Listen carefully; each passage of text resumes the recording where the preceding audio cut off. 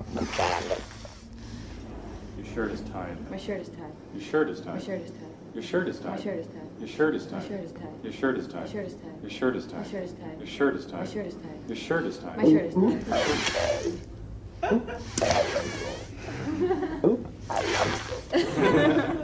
That's that thinner tempo where it became totally meaningless. Now, the question was it where is attention? The answer. See? And what he's saying. On hers. If you can't listen, you can't act. It doesn't matter how talented you are. If you're not listening, you don't know what happened. And life happens in the moment. It happens to us now when we're involved. If I'm living in the past, I'm not really alive. I'm focusing on something that's already done. If I'm thinking about the future and I'm worried, again, I'm thinking about something that's not real. It hasn't happened yet. The only thing that's real is what's going on between you and me right now, right here in this moment.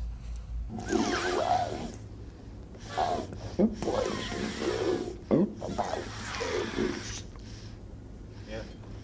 Yes. That's a lovely house. It's a lovely red blouse. A lovely red blouse. It's not a red blouse. Now, that simple thing is avoiding you. Squaring the fields up. I'm staring at you. You're scaring me. I'm staring at you. What? Second one. I was going to do. What was it? Defiant. Yes, I am. You said defiant. I was embarrassed. What did you accomplish? Say it. Okay. Now, we're talking about repetition and something hanging. What's hanging? Then the next step in that would be the point of view. Once you bring point of view into it, you really leave the simple objects and you look deeper into the person. You look tired today. Yes, I look tired today. Yes, you are. And you start to see what that person really is. You have blue eyes. I have blue eyes. You have blue eyes. I don't have blue eyes. You don't have blue eyes? No, I don't have blue eyes. You don't have blue eyes? No, I don't have blue eyes. They look blue to me. They look blue to you. They look blue to me. They look blue to you. Yes, they look blue to me. They shouldn't look blue to you. They shouldn't look blue to me? No, they shouldn't look blue. They shouldn't look blue? No, they shouldn't look blue. What should they look? What should they look? What should they look? Can't you see? Yes, I can see. Yes, you can see. Yes, I can see. Yes, you can see. Yes, I can see. Oh, yes, you can see. You don't believe me? No, I don't believe you. You don't believe me? No, I don't believe you. You don't believe me? Much enough. You're something.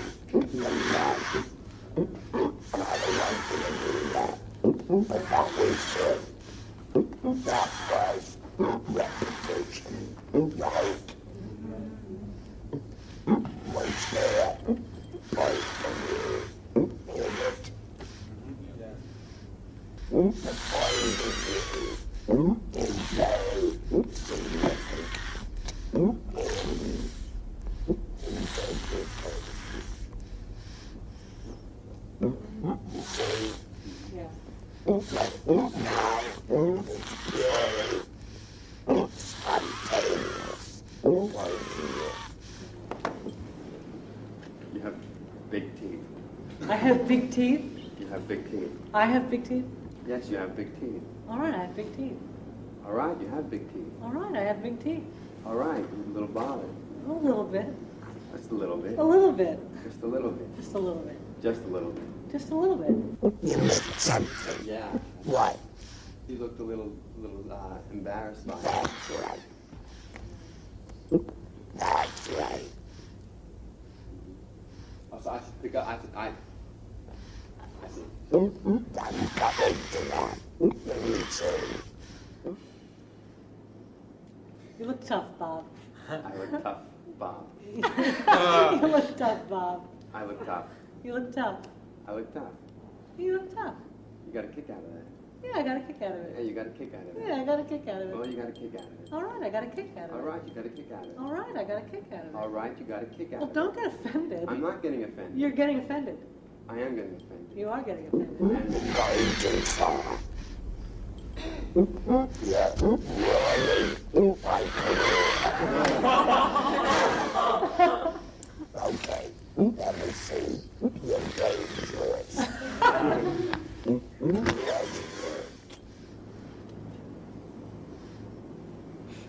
Little mustache. I have a little mustache. Kind of shocked you, huh? Can I shock me? Not really. Not really. Not really. Not really? No, not really. Oh, no, not really. Oh, no, not really. Oh, no, not really. That's beginning to bug you now. Beginning to bug me. Yeah, it's beginning to bug you. Yeah, it's beginning to bug me. Yeah, it's beginning to bug Oh, you love that, don't you? Yeah, I love that. Ugh. Didn't know what to say, huh? No, I didn't know what to No, say. you didn't know what to say. No, I didn't know what to say. Didn't know what to say. No, I didn't know what to say. No, you didn't know what to say? No, I didn't know what to say. You're getting a lot of enjoyment out of this. Yes, I'm getting a lot of enjoyment out of it. Yes, you are. Don't stick your tongue out at me. I wasn't sticking my tongue out You at stuck you. your tongue out at me. I did not stick my You tongue. stuck your tongue out at me. I did not stick my tongue out at You you. don't know what to say, did No, I you? don't. That was okay. Let me see. I'll work with you where you are. Don't move.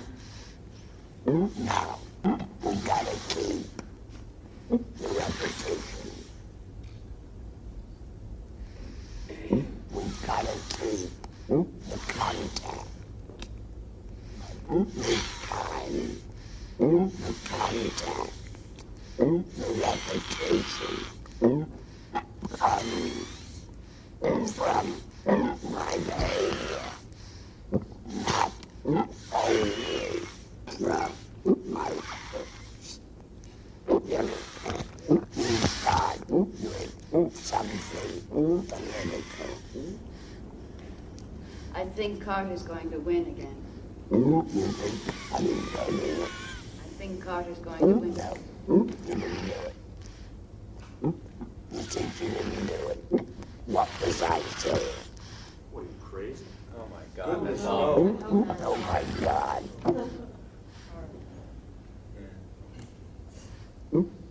You say you don't get it. No. I'll do it again.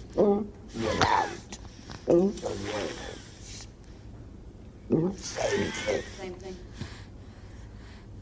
I think Carter's going to win again.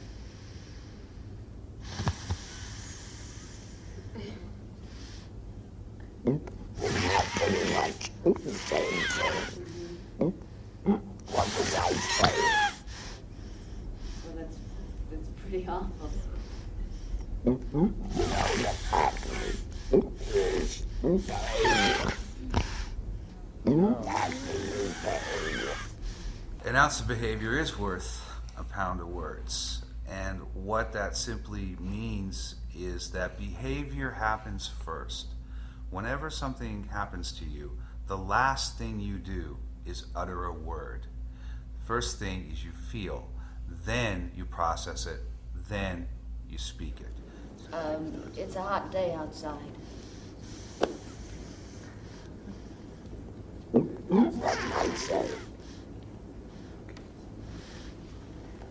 Well, yes, of course.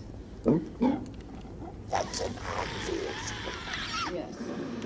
It's your ability, your growing ability to read behavior, which we're talking about. You do something with me. Say anything. I don't care anything.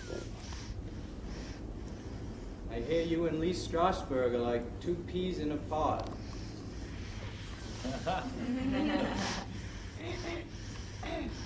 What am I saying? You're agreeing sarcastically, I thought.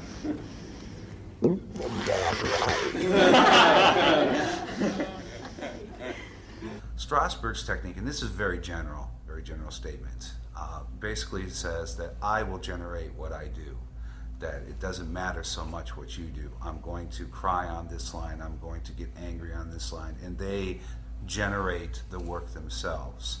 And it does work for some actors. Stella's version of it started with the character.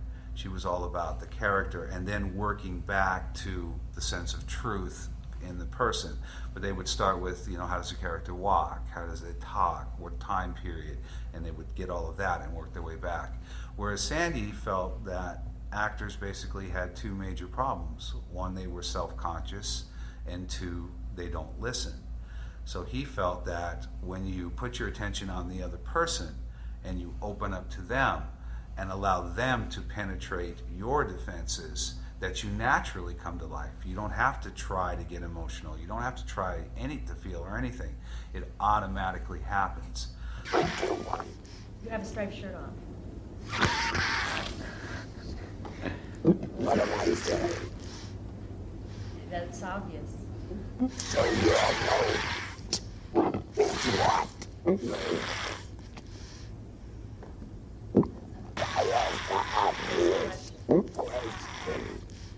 So the third moment is her comment on what your behavior was. We call it that sweet moment.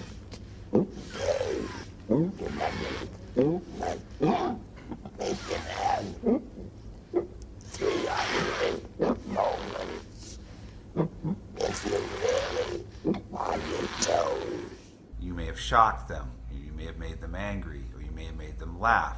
So in your third moment, you will read the meaning of what the other person has done. So it's just a very, very simple way of funneling down and being able to focus on one moment. And if you can do it once, you can do it twice, 3 times. And ultimately, you should be able to do it in every moment in your repetition. Shaking yourself into place. Shaking myself into place. Shaking yourself into place. Yeah, shaking myself into place. Yeah, you're shaking yourself into place. Yeah, you thought that was funny? Yeah, I thought it was funny. You thought that was funny? I thought it was funny. It was funny. So, okay, it was funny. It was funny. It was funny. Okay. Okay. Okay. Okay. Okay. Okay. Okay. I got it, okay. I understand too. Oh, that's good. That's good. Oh. Oh. That's good. It was absolutely you. That's the way you deepen repetition. By taking it not from the words, from that.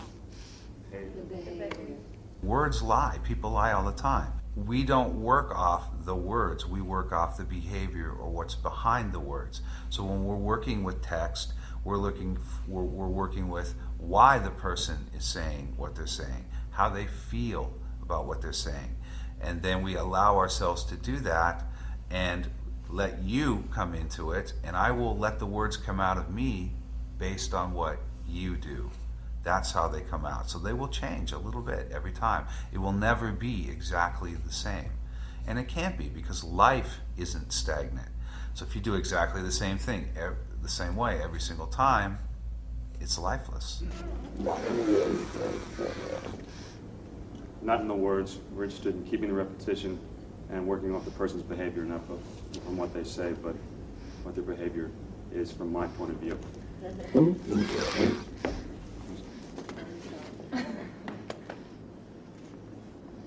You're nervous. I am nervous. You are nervous. I am nervous. You are nervous. I'm nervous. You're nervous. I'm nervous. You're nervous.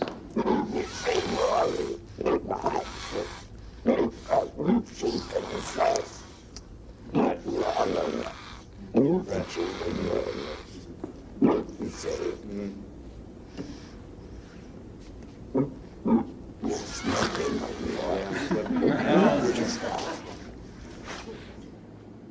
dancing? I'm dancing? You were dancing. I was dancing? You weren't dancing? I wasn't dancing. You weren't dancing. Right, I wasn't dancing. Okay, you weren't dancing. Okay, you weren't dancing. Okay, you weren't dancing. Right, I wasn't dancing. Right, you weren't dancing. So you're bored. No, I'm not bored. You're not bored? No, I'm not bored. Impatient, yeah. There's a fear there not to change the repetition. Well, if you're afraid, get ready. Mm-hmm.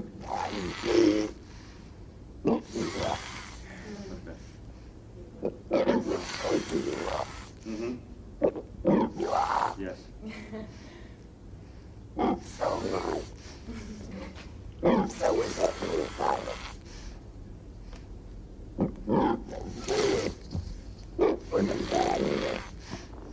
You have a big watch on. I have a big watch on? You have a big watch on. Right, I have a big watch on. So what if you have a big watch on? Exactly, so what if I have a big watch on? Exactly. So what if you have a big watch on? You don't get upset with me. I'm not upset with you. I don't believe that. You don't believe it? No, I don't believe it. No, you don't believe it? You're being stupid. I'm not being stupid. Yes, you're being stupid. I'm not being stupid. You just disagreeing. Just disagreeing? Just disagreeing. I'm just disagreeing. Right, you're just disagreeing. I'm not just disagreeing. You're not just disagreeing. I am not just disagreeing. Okay, you made your point. Okay, I made my point. Yeah, okay, you made your point. I made my point. Yeah, you made your point. I made my point. Right, you made your point. I made my point.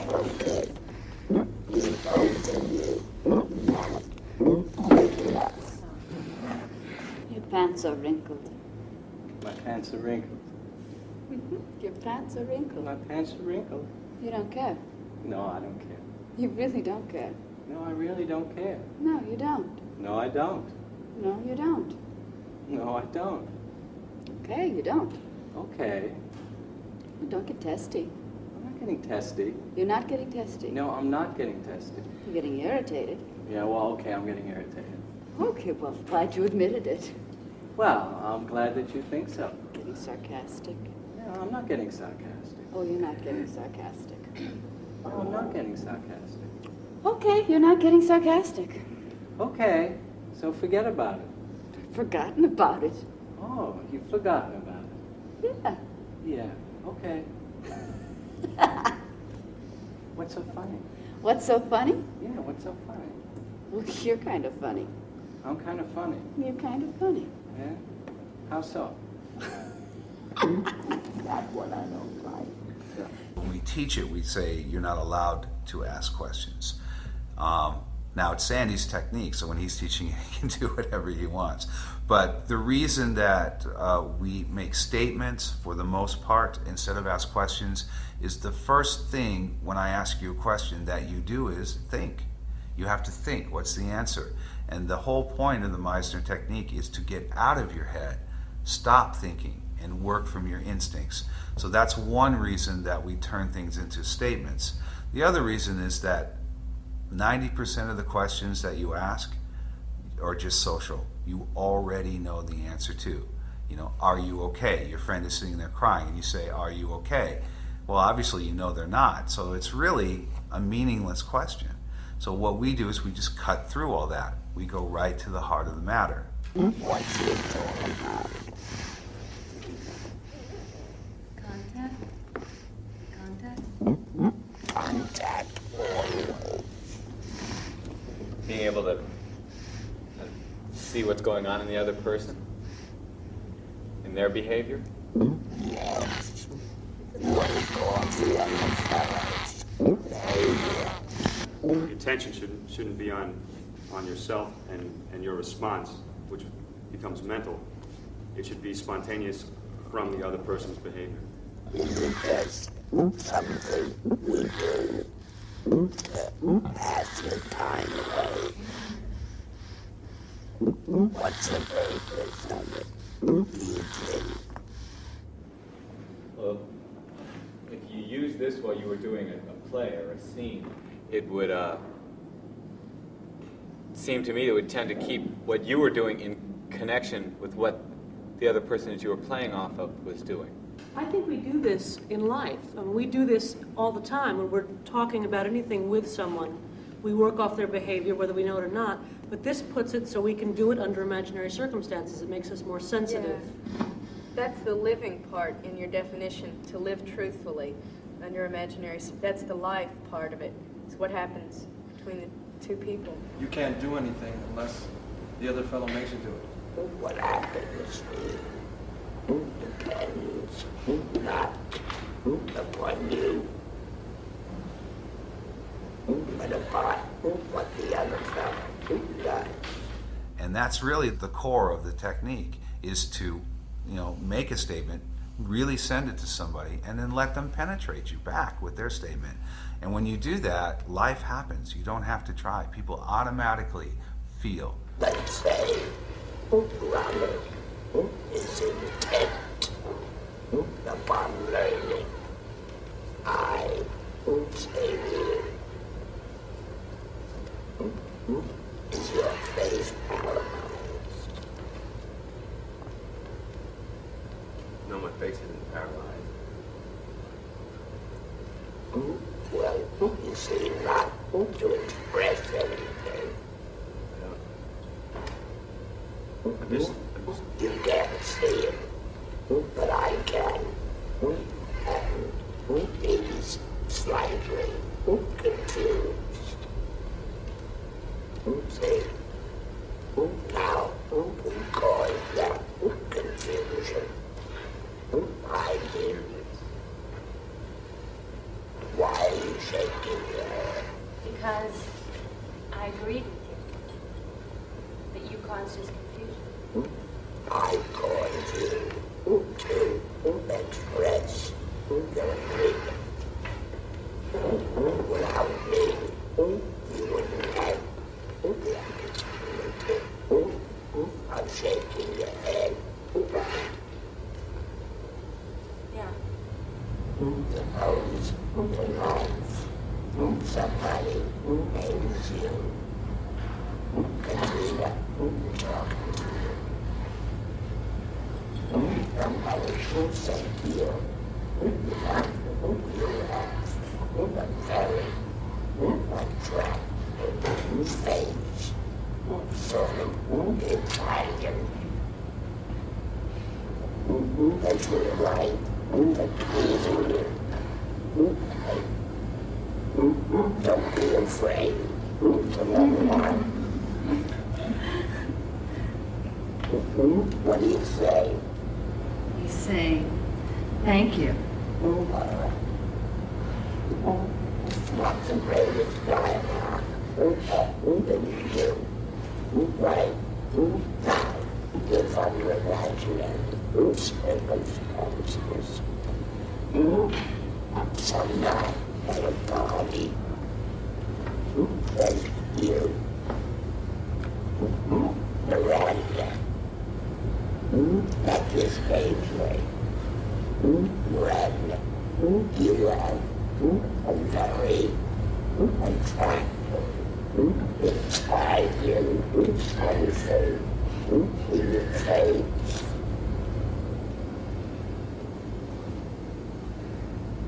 Well, thank you. Now, when your strange response is emotionally has changed, that's your real response.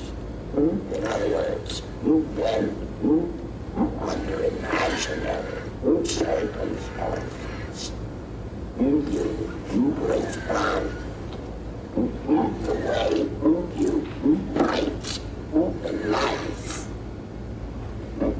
You're acting. Acting is the ability to live truthfully under imaginary circumstances. If you do something to me, how do I know if that's within the imaginary circumstances or not? My reaction. I mean, you know when you're in a play, yeah. I was once in a play, Paradise Lost, by Original Lips, and Stella Adler, very relaxed, and Lisa, a brother, younger, by 9 months, 1 week. Was also in it, very good actor. We were rehearsing, and she has to slap him. The big girl, Stella, and she's got a collar. So she slapped him way out of proportion. And he was furious.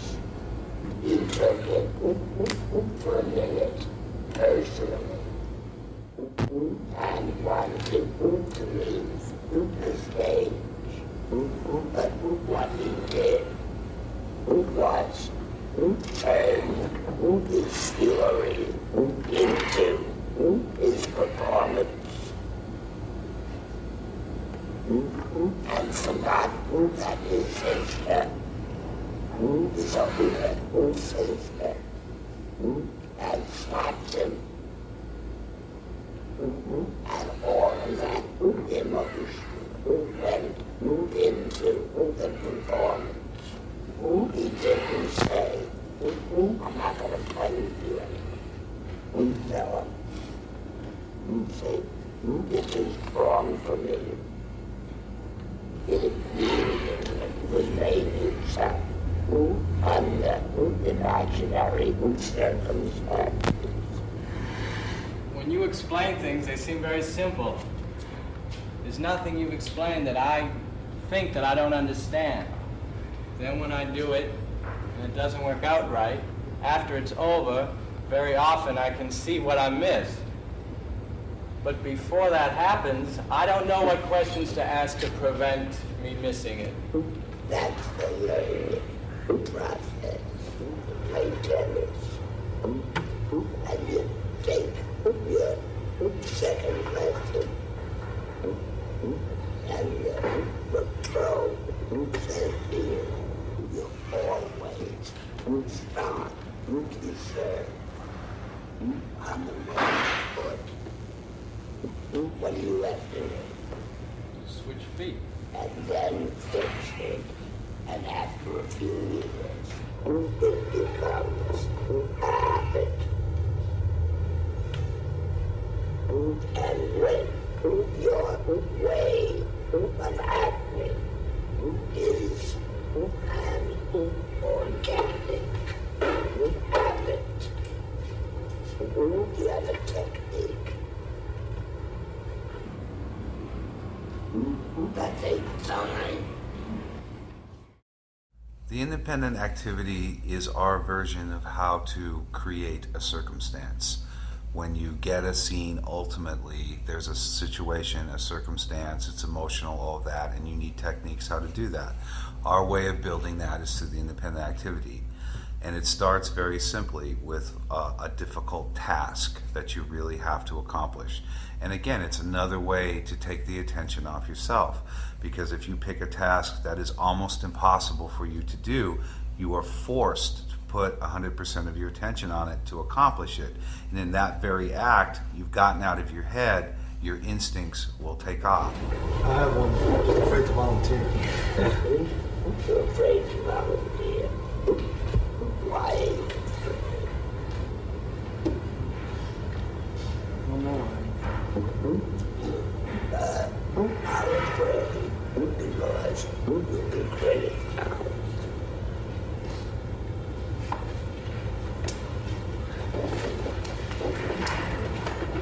You're also afraid that if you're criticized, they mean that you can't act.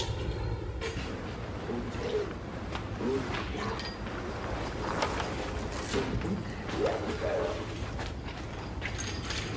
when she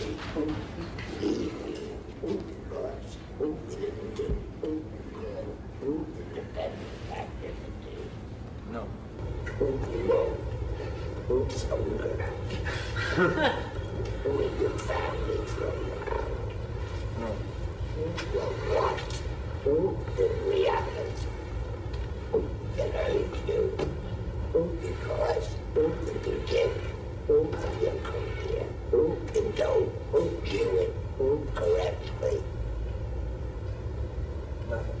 Absolutely nothing.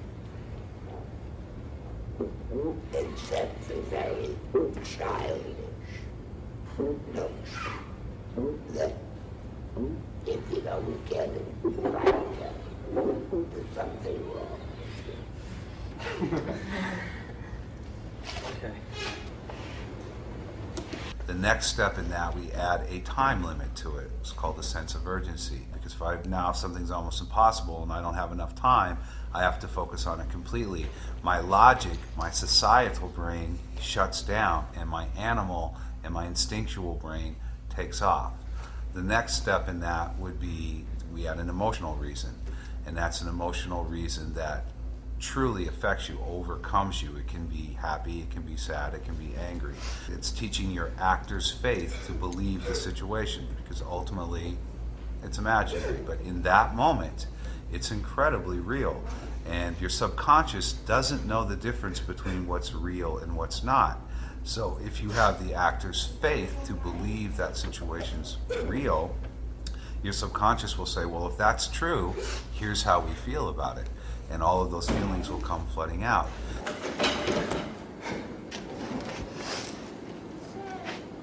Susan.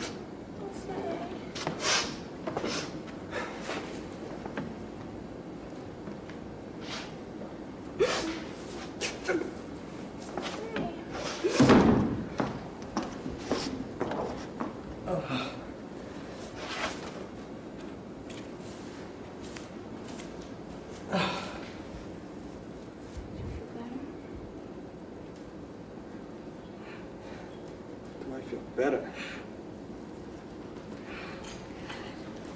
Look at you. God.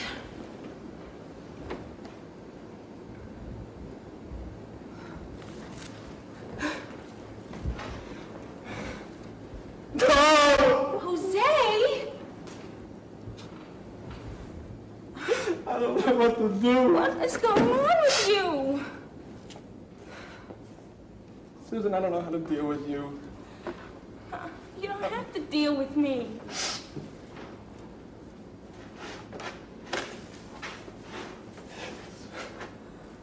God, you're acting so weird. I'm acting so weird! Look at me, Susan! Look at me! Look what I'm doing! I'm seeing you!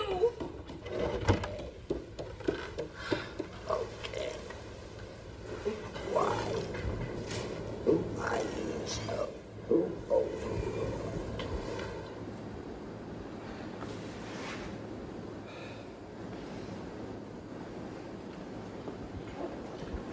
If it'll help, I'll say, but I'd rather not say. Yes, that's it. Besides, We say in preparation, don't divulge it. And it's the same thing with any of your personal work. Nobody really needs to know what you're using. But now, when you bring it in context of an acting class, if Sandy's working with a student and it's not working, and he asks them, what are you working from? Or I do that, and the student says, I can't say, you've just tied our hands. I can't help you at all. Because I don't know what's in your mind. I don't know what's in your heart. So if I don't have that information, I can't help you. The only reason he's asking, or I'm asking, is because we see it's not working, and we want to help you find where you went off track, that little piece. So in class, yes, there are times when you will reveal things about yourself, but it's only when it's not working. If something's working, nobody needs to know. I have a homosexual lover who was blackmailing me, who threatened to blackmail me if I didn't go live with him, and he's threatened to send this tape to my parents. And I came home, and this was in my room all torn up, and I have to meet my parents in an hour. And I have to find out if they know. The tape is a wreck, right? Yes. Why don't you burn it up? I don't know if it's the one that they listen to. I gotta know. I gotta meet them. I can't accept that. You said it was a tape that revealed something going on Right. in you and another man. Right. Right? Right. That's what you said that was. Right. Look at it. Look at it. Yes. It's a bloody mess. Right, but I'm not sure if I don't know if you understand what I'm trying to say. This tape was in my room, all like this, right? I have to meet my parents in an hour. I don't know whether I should go on because I don't feel that we're communicating. Don't you worry. Okay. I have to meet them in an hour, and I have to know if they know. If they know what? If they listen to this tape. What's on it? Dirty acts. Things. Things. Things that happen.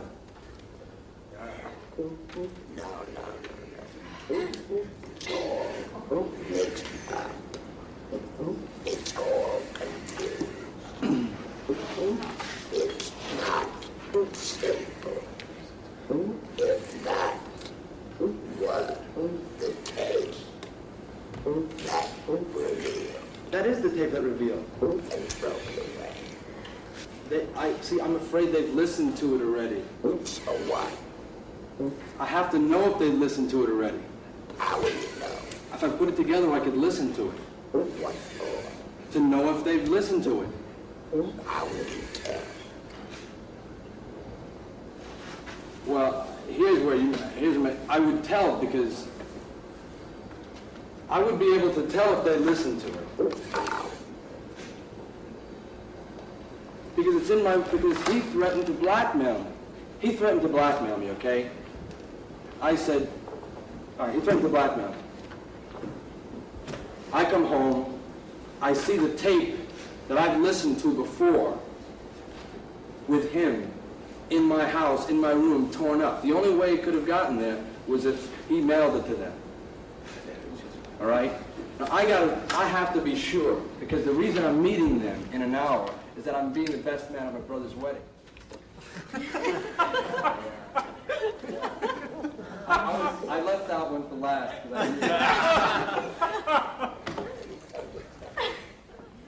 Yes.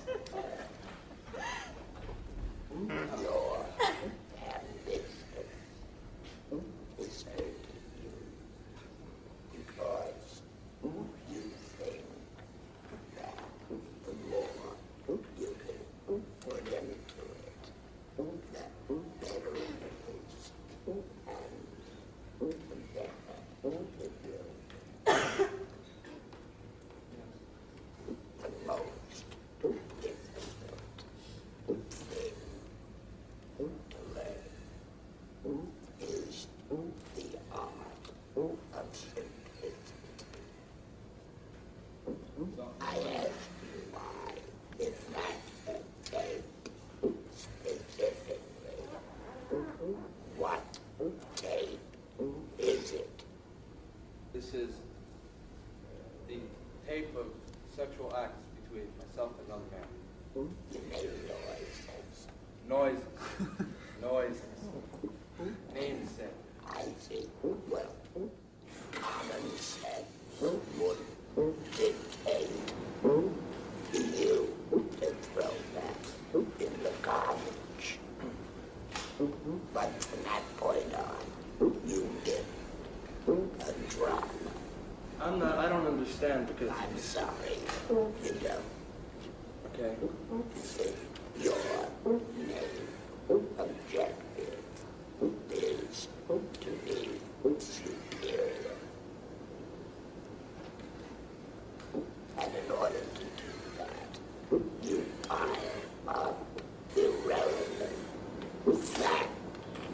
that have nothing to do with the basic objective. I'm not sure I'm communicating to you what the setup is. Maybe I am, but it's confusing or something.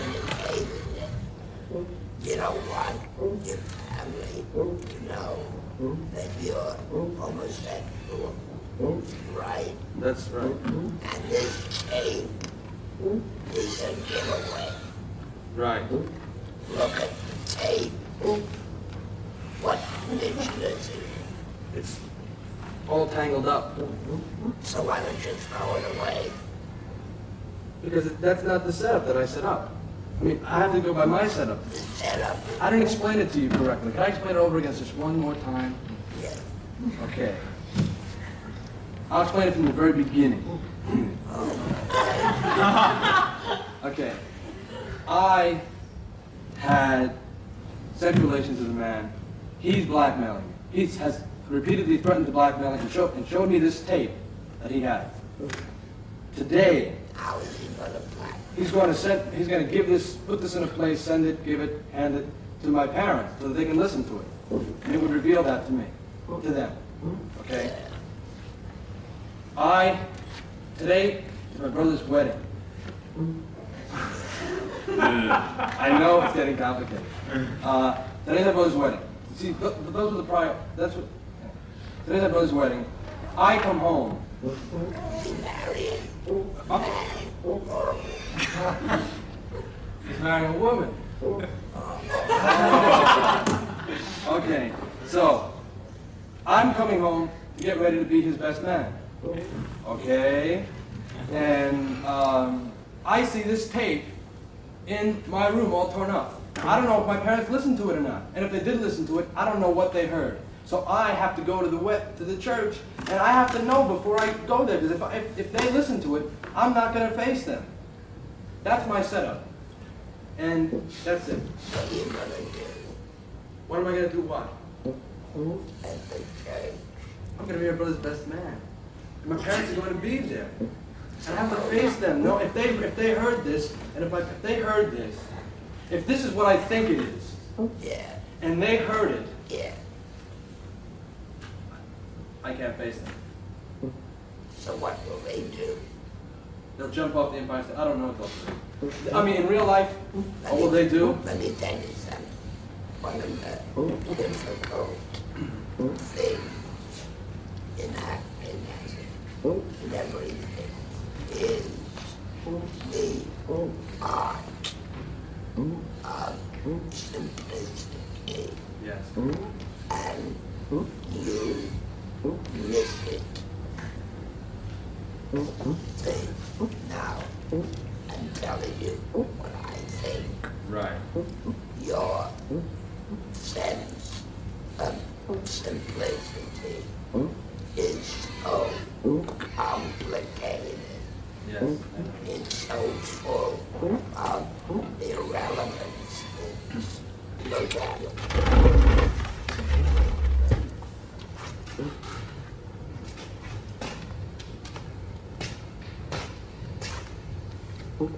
This is tape. Can anybody unravel that?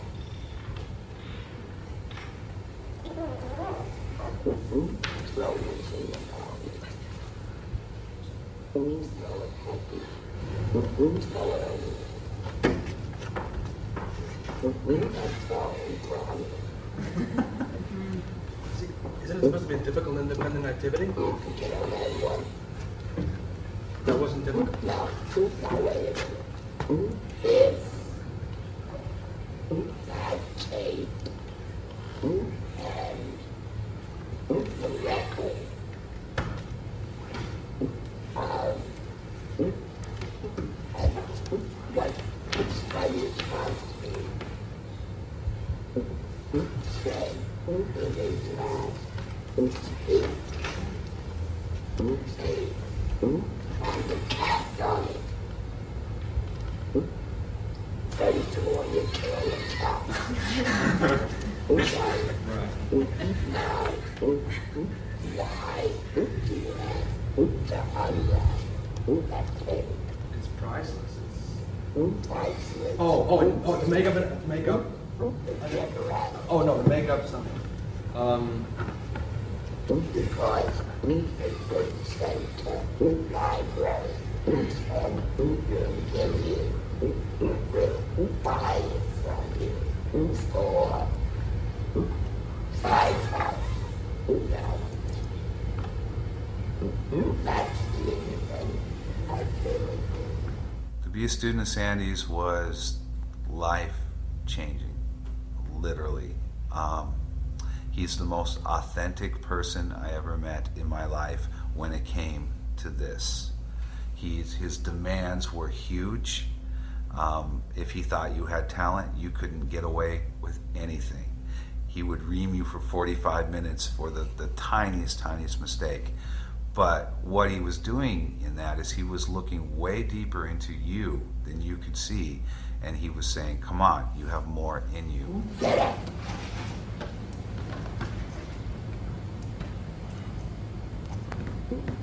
What did I tell you? Get up. Did you do anything? No. Now, I'll show you what we do.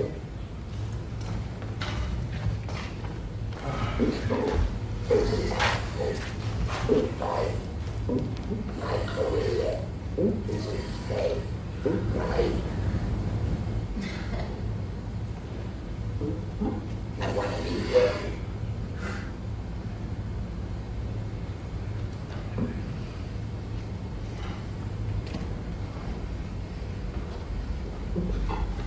What do you want me to do?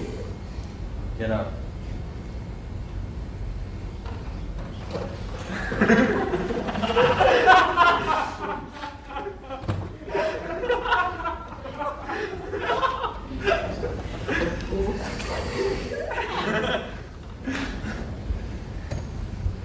That's a serious problem.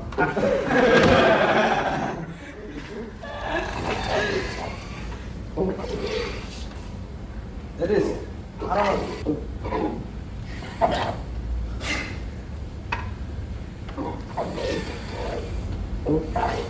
Yes.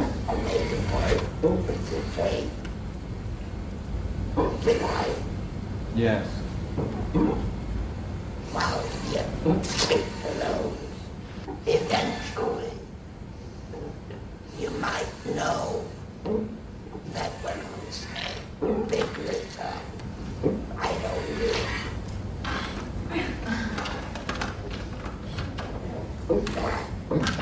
that. You want this?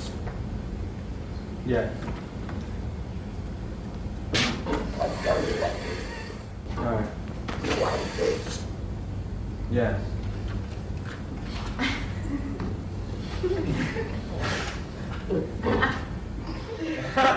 I can't do it. You lack a lot of simplicity of knowing that enough is enough. You know, you don't need an atom bomb. Firecrackers move us. Little simple things in life move us every day, and for the most part in bigger ways. So we try to get actors to be very, very simple in their work because that's honest. You don't need to work very hard. You just need to work right.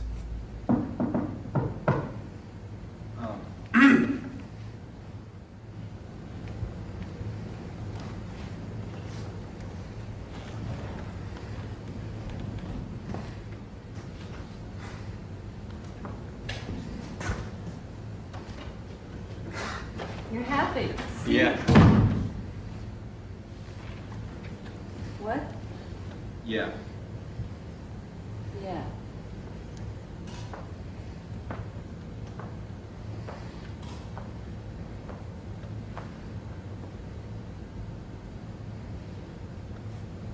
Look like you're don't some strange guy. No, I'm not. Are you not?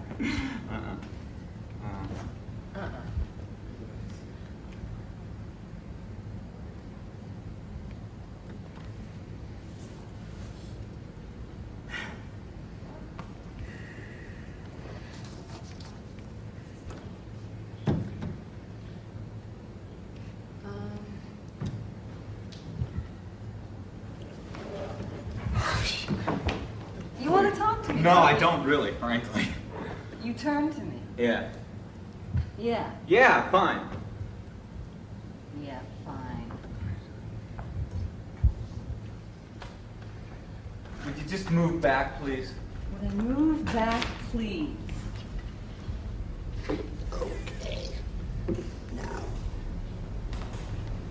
there's something good about this, but it's outweighed by what is not so good. You seem to have a legitimate, independent activity, but you're not doing it wholeheartedly. You see, because she's here. What's missing from you is that you're not waiting for something to really come off here. You're too anxious to play the word repetition. That word repetition is there because it teaches you authentic contact. It teaches you to really listen to the other fellow. But now it has to begin to condition you to repeating, but on a deeper level than white shirt, white shirt, white shirt, white shirt. Try it again.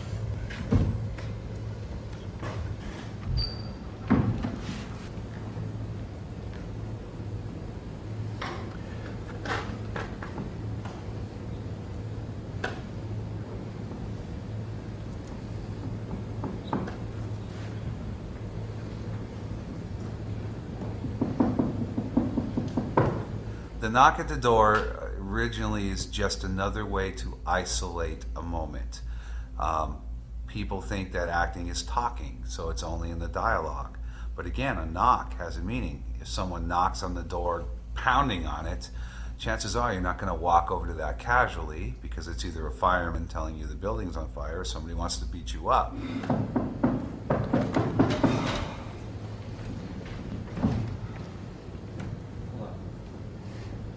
Breathing heavily.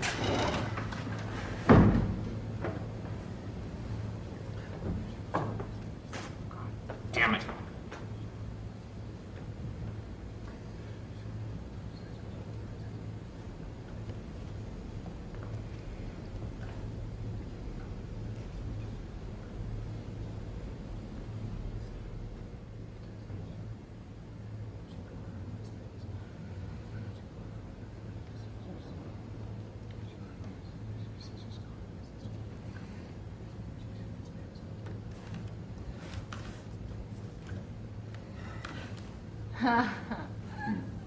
You do want to talk. No, I don't! Jesus. That's stupid. That was stupid? You looked at me and then you say that was stupid? But I'll tell you something that was not bad. You were stupid. You should realize it. Instead of playing the game.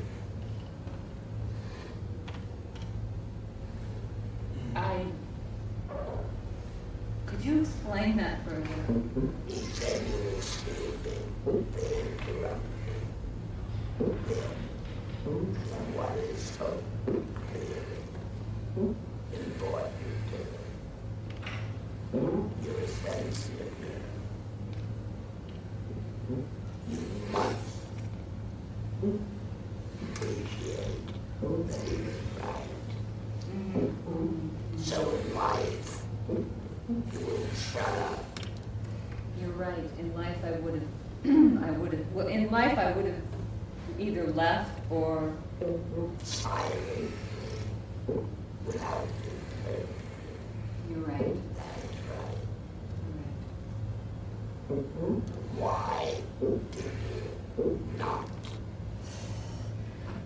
Because I knew that I was in an exercise. Instead of, you know, accepting my imaginary circumstances for what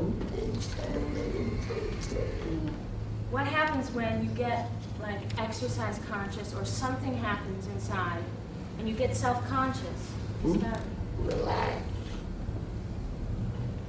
And start as if you were at the beginning.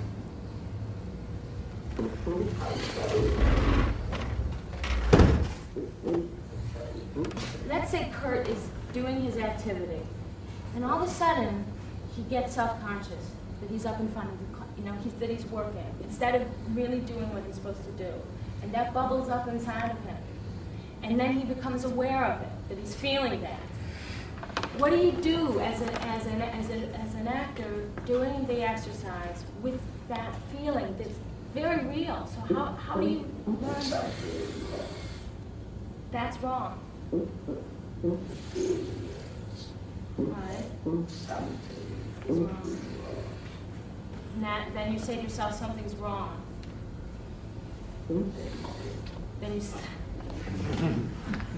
Then you just stop? You stop what you're doing. Okay. You don't try and go on. Very simple. And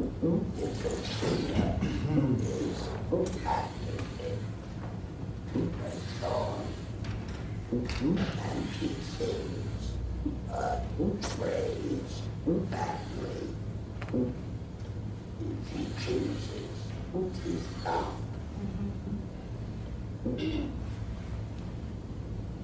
That's simple.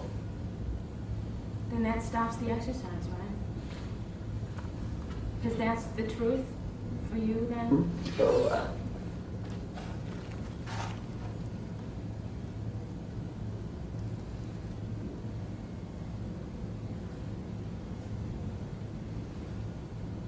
Lie down. You gotta practice. You're one of those. You gotta practice. You gotta take 20 minutes before you go to work. After work. I have to practice my relaxation.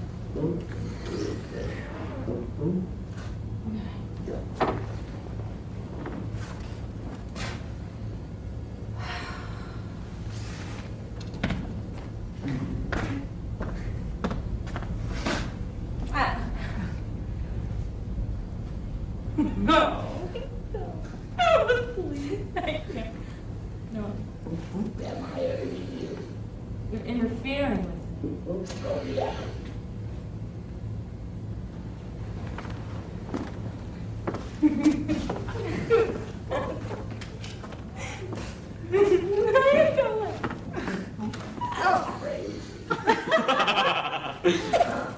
I'm not crazy. I'm not crazy.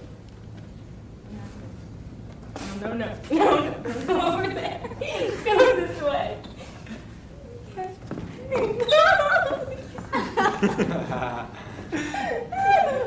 Yeah, that's right.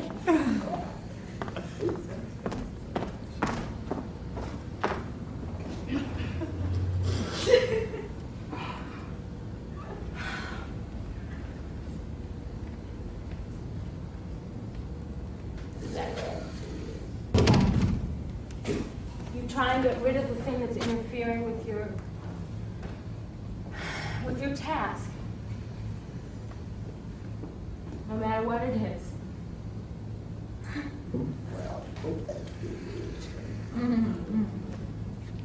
As much as you can. Okay. Lie down.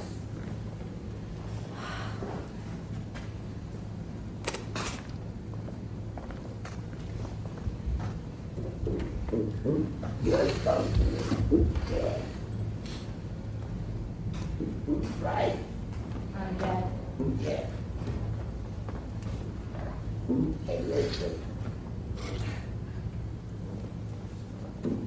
Listen to me.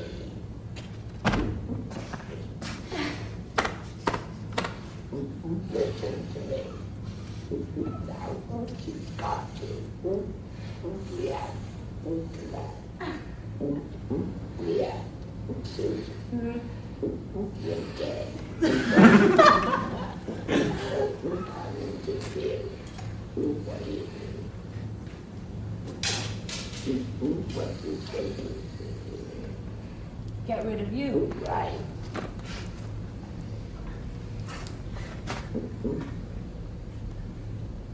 Okay. Hey. Susan. Yes! I'm dead! Oh, I'm confused. Okay. All right, can we do it again? Okay. Please don't do that. Because you're interfering with me.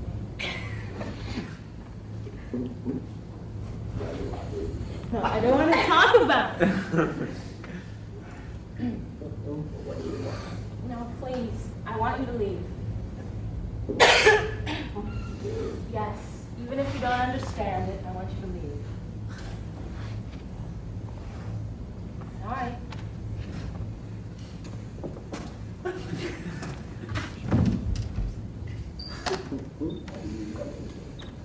gonna go back. Don't worry what I'm gonna do. Don't worry. Great. Bye-bye. Yeah. I see you. What's the point?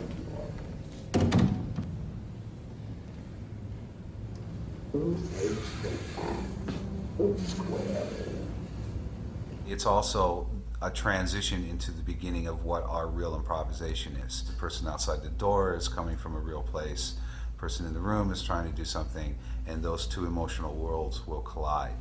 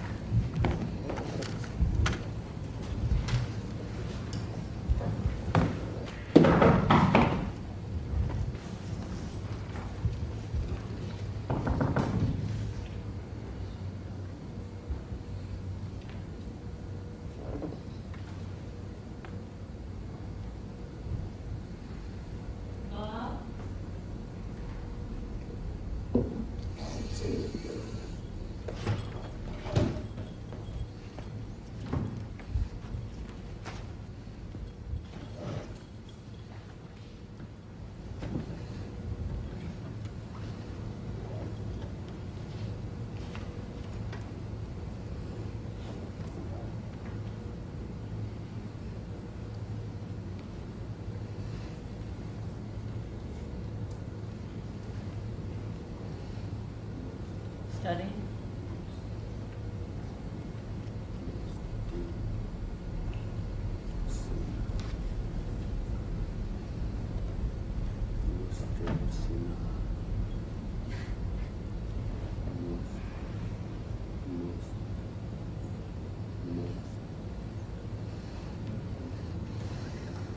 What is it?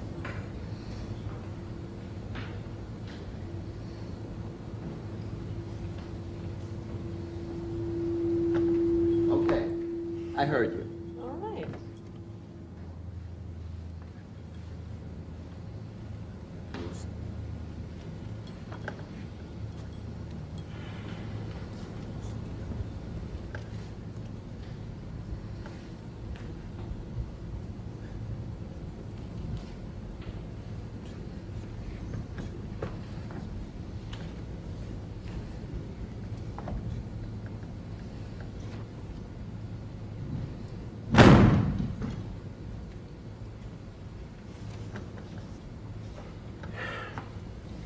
Okay.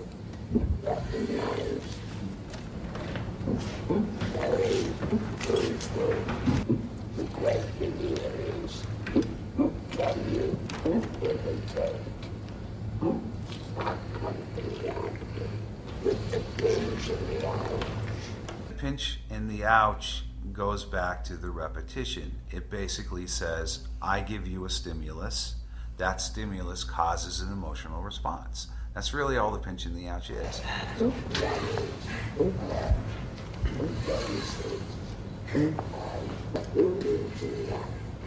Not to do anything until the other fellow makes you do it.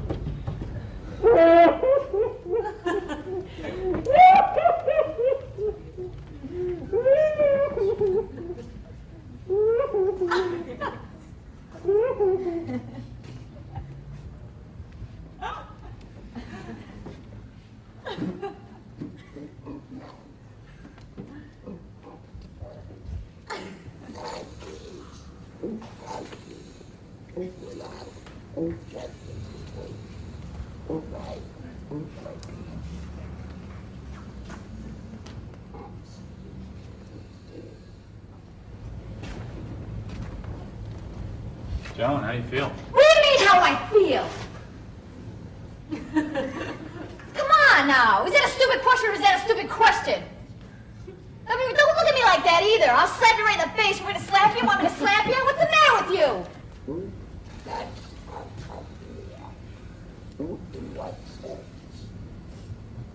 What happens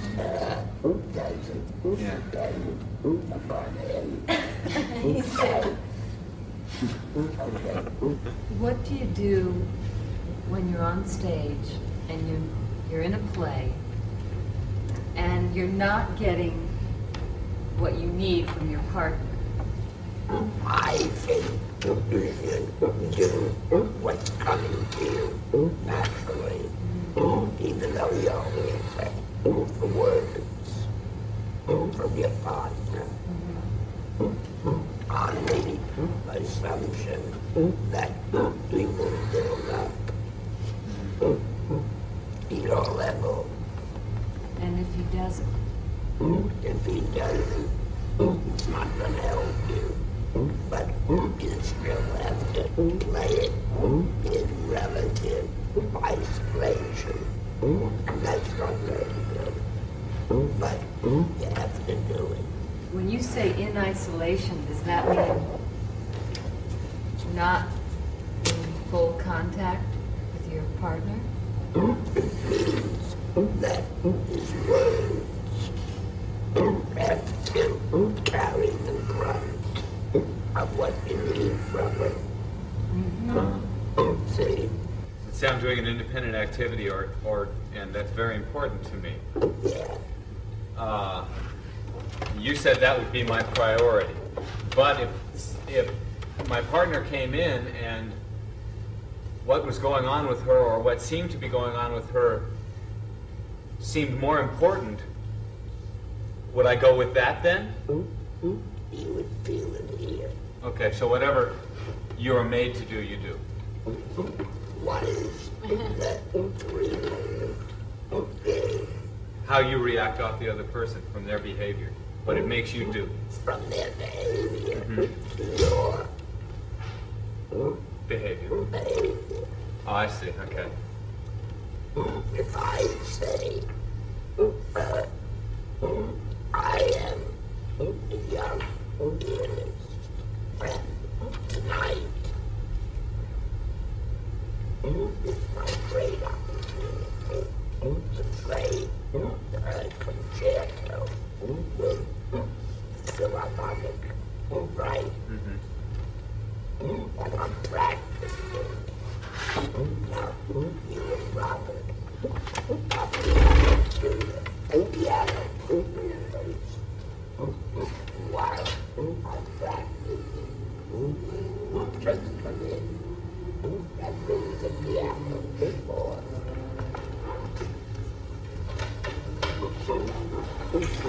It's a piano.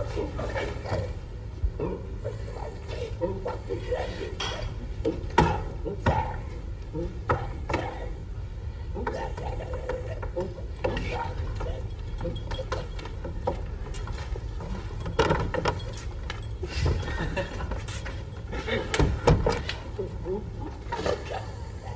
Yeah. What else? No way. I think that's very cool. January. I'm ready to pretend to understand when you don't know what is going on. I don't mind. You're not understanding, but you're a fool. If you don't understand.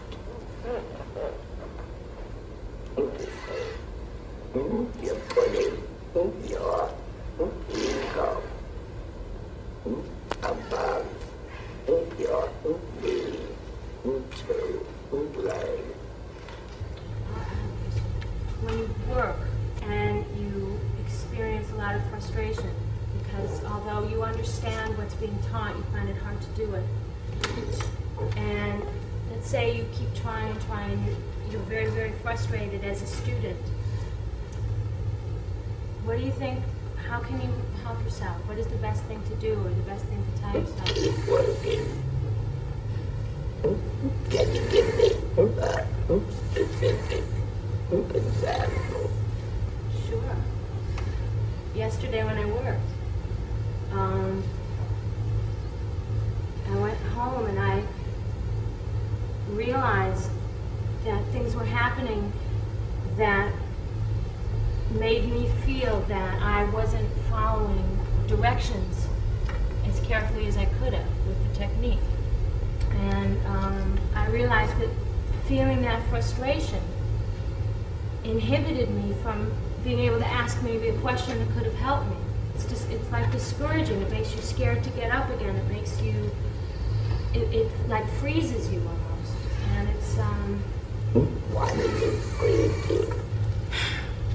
Because the experience makes you hate yourself. Why do you hate yourself? Because you feel lousy doing lousy work. Because you want to be good and you disappoint yourself. Yeah. So we have to forget about wanting to be good. But what do you do? Forgive yourself? Nothing so delicious.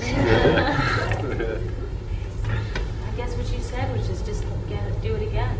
Keep going. And again, and again. Again, and again. Everybody makes mistakes. Everyone. But how do you get over it? Keep working it. Yep. What else? When I came in and Kurt was intent on his activity, and I didn't adjust truthfully to that, would that be the equivalent of being on stage and fabricating more than is really going on? Yes. Or doing what you think the character would do. Should be doing it in your... Yes. What should you have done? If I reacted truthfully, I would have left, because I saw that he was very intent. What's wrong with it? Very good.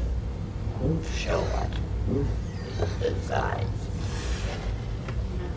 So, stand up.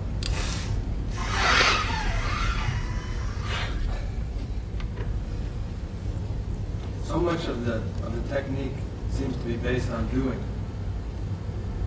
truthfully, under imaginary circumstances. In the free improvisation, when you're coming to the door, I guess I search for a doing. but you don't have, I don't find that I have something, an object to do to, because I have to be done to by the other person. So the tendency is to feel like you're up there with nothing to do. That's that you're up there with nothing to do. The tendency, I mean, right. I guess what I would say that you're doing is responding to what's going on inside the other person. Inside you. You're responding to what's going inside.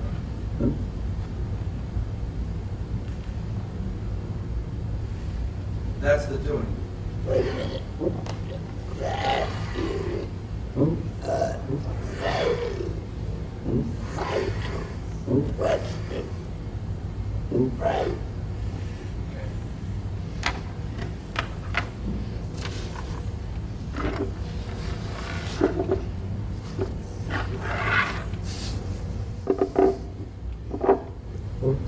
Are you acting now, or are you not? I believe I'm acting. What were you doing? I was waiting.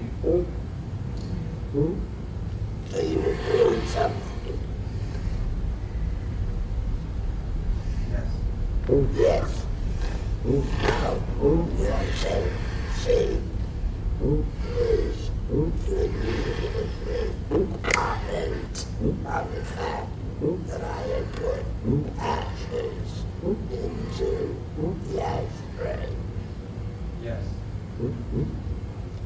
You do too much. Yes.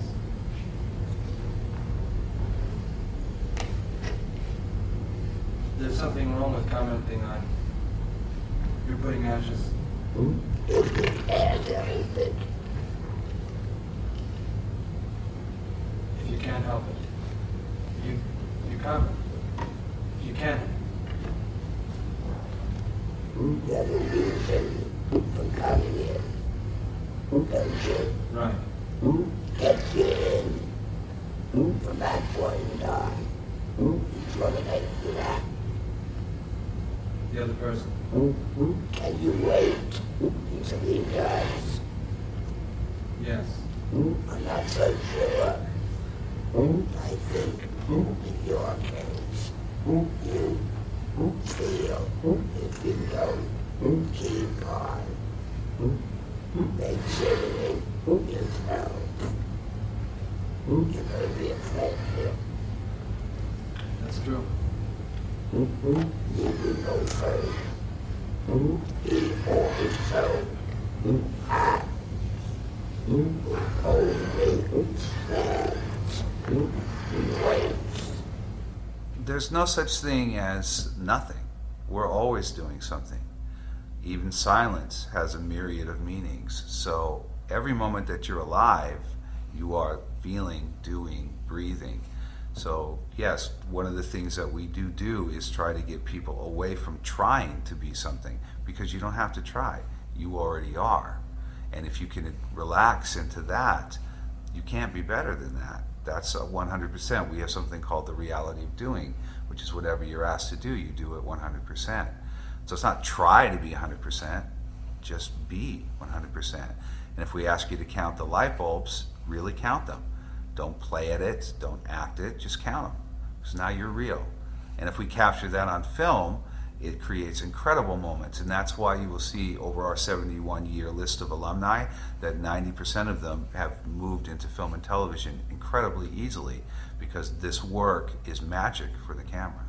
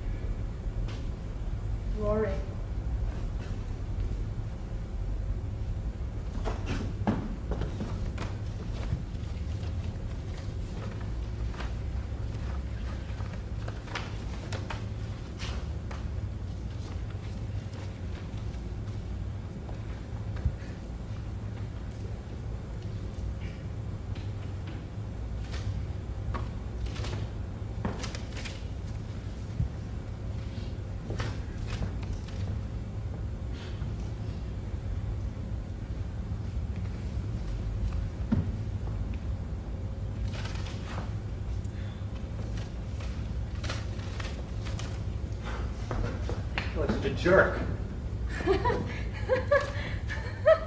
Yeah, you should feel like a jerk. What? I feel like a jerk?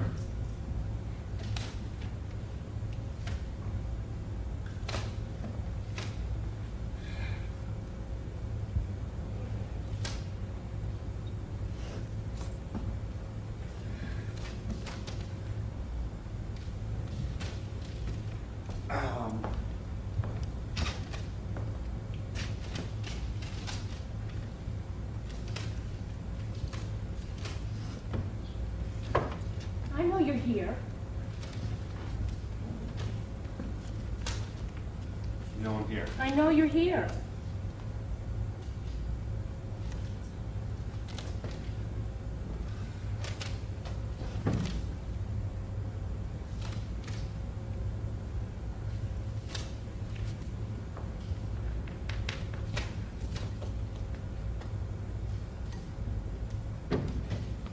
What is it with you? What is it with me? You gonna cry? No, I'm not going to cry.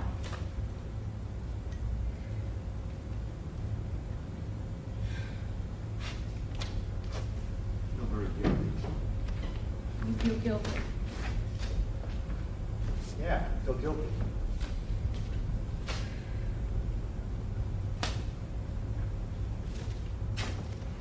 I don't understand. You don't understand. No. No. Was it funny? That's funny.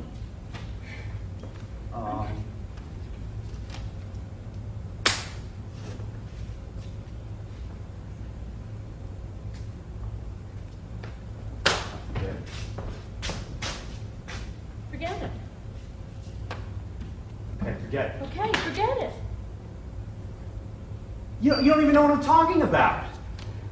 I don't know what you're talking about. No, you don't know what I'm talking about. I do know what you're talking about. You can't know what I'm talking about. It's stupid. Okay. It's stupid. Stupid. You don't care. I don't care.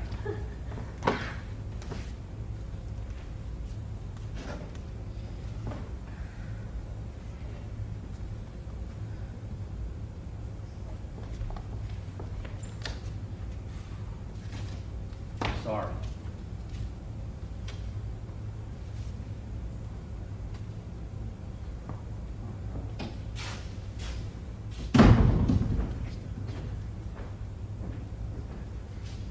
You're sorry? What? It's over. What is this all about? We're brothers and sisters. And he was supposed to pick me up to go to the beach Saturday.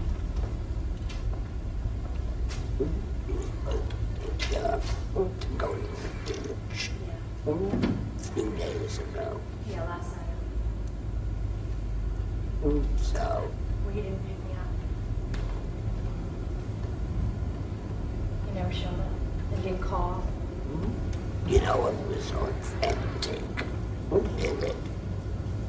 The fact that you were expecting somebody else and were coy with the door. That was okay. That takes in the element of the knock having a meaning. What was the meaning of boyfriend? Right? Your attitude towards him was valid. Was valid. I was expecting you to either leave or lose your temper. Kept on switching. What did you want here? I came to borrow money from her. Why? Because, again, I haven't met my rent for the last, now it's 3 months now. She's loaned me money before, and it was really, she's just the only person I could come to, and I didn't want to have to come and ask her, but I had no other choice. I had to. So besides feeling guilty and then the way she was treating me, I didn't know what to do.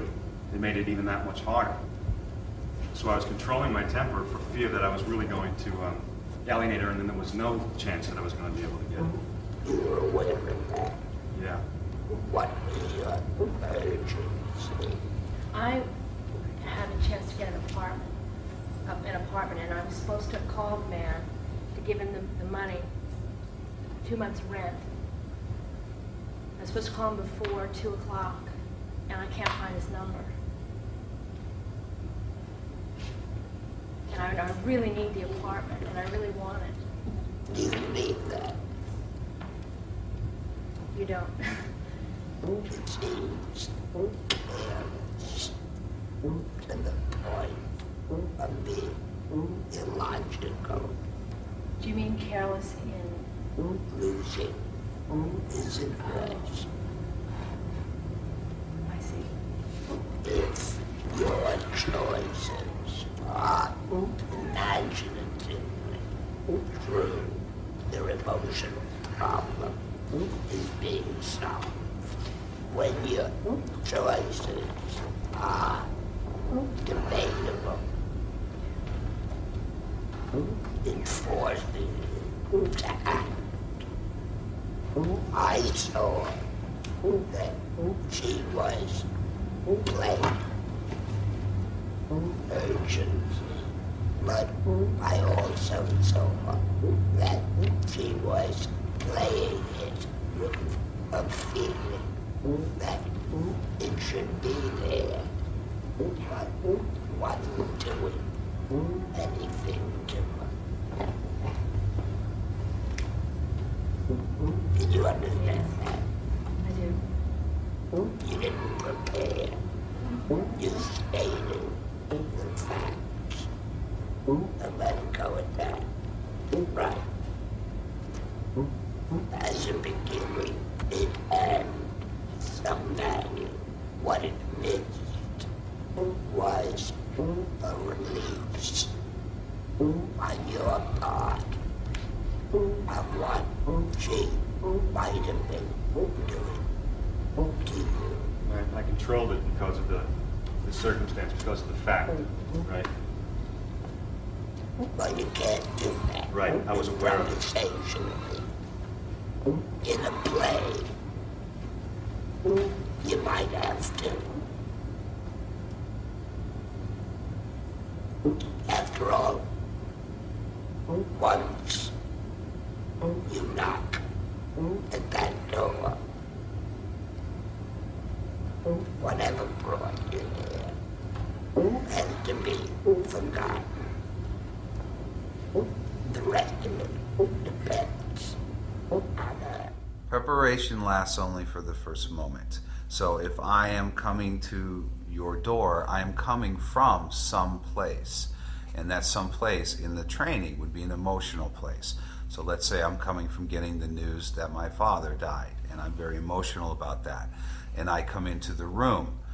Bad actors will play that emotion. They will try to hold on to it for the entire scene. But a great actor uses it only as the first moment. It brings them onto the stage, and then again, they put their attention on what's going on in the room. Let me ask you, if you can remember, what was she doing to you? She's made me feel guilty,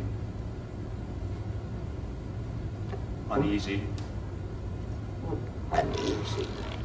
perturbed. Felt very foolish. Why'd you say so?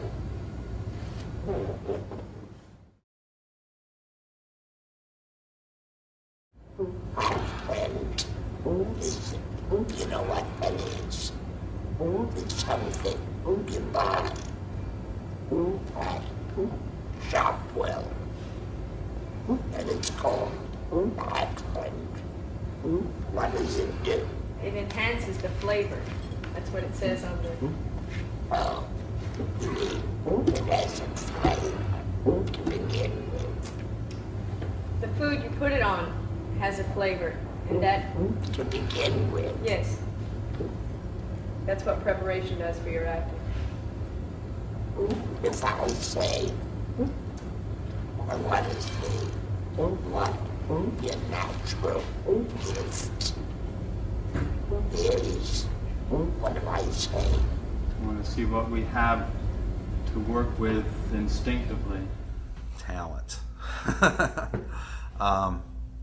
I can't tell you exactly what talent is. I don't know. I can tell you what I feel about talent. It's in the definition. We talk about it in the first class, that he said acting is the ability to live truthfully under the given imaginary circumstances. Now, he had worked on that sentence for 71 years. Funny, he didn't use the word talent. He didn't say acting is the talent to live truthfully under the given imaginary circumstance. Because had he said that, most people would be X'd out. Raw, pure talent comes along once in a while. Marlon Brando had raw talent. I believe Marlon could have studied with a plumber and he would have been a good actor, because he had it. At 23 years old, he was doing Streetcar Named Desire on Broadway, and he's completely wide open. He's holding nothing back, and he's showing people a form of acting that almost nobody had seen before. When I was 23 years old, I was still figuring out who Marty was. So I didn't have that talent that he had. But what I am is I'm Irish and I'm tenacious, and when I want something, I will work at it until I get it. So he said it's an ability, and an ability is a skill. And the cool thing about a skill is it's learnable. You know, I've been watching you a long time, and it's my observation that you have a big talent.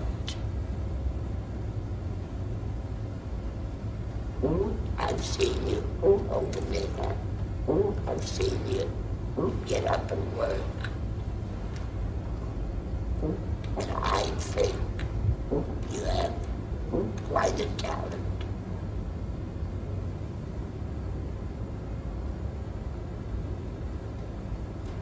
That depresses you.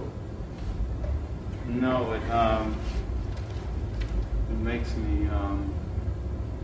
me wary for some reason. Wary? Yeah, I'm. Yeah. Because I said you have a great deal of natural talent. You got suspicions of me. Why have you so little confidence in yourself? I don't know.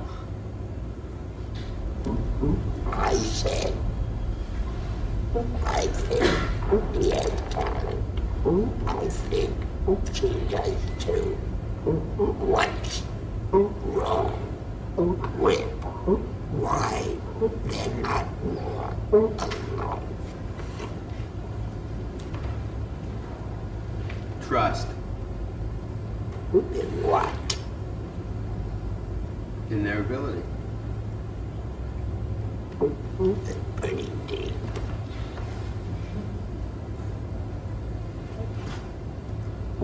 I think thinking, given circumstances which really set you off.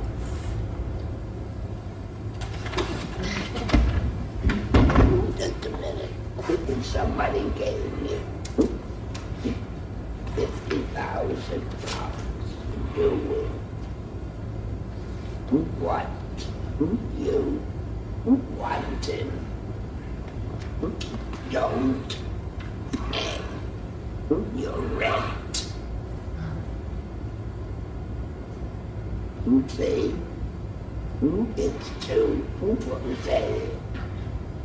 It's too commonplace. The things that really do mean something to me. Things that I would like to do. Would like to do. Wrong choice of word.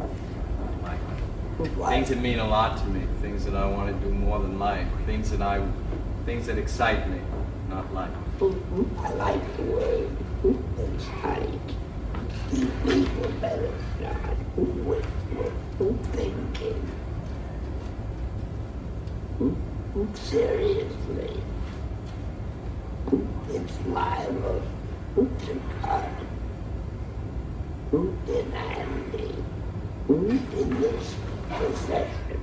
Even if you look at Stanislavski's work himself, in his later work, right before he stopped, he gave up emotional recall. And emotional recall is basically saying that if I go to an event 7 years ago that really happened to me, and if I sit down in a chair, close my eyes, relax, if I remember the sounds, who was there, what they were wearing, and relive that event, that I will feel the emotion from that event. It does work. It is true.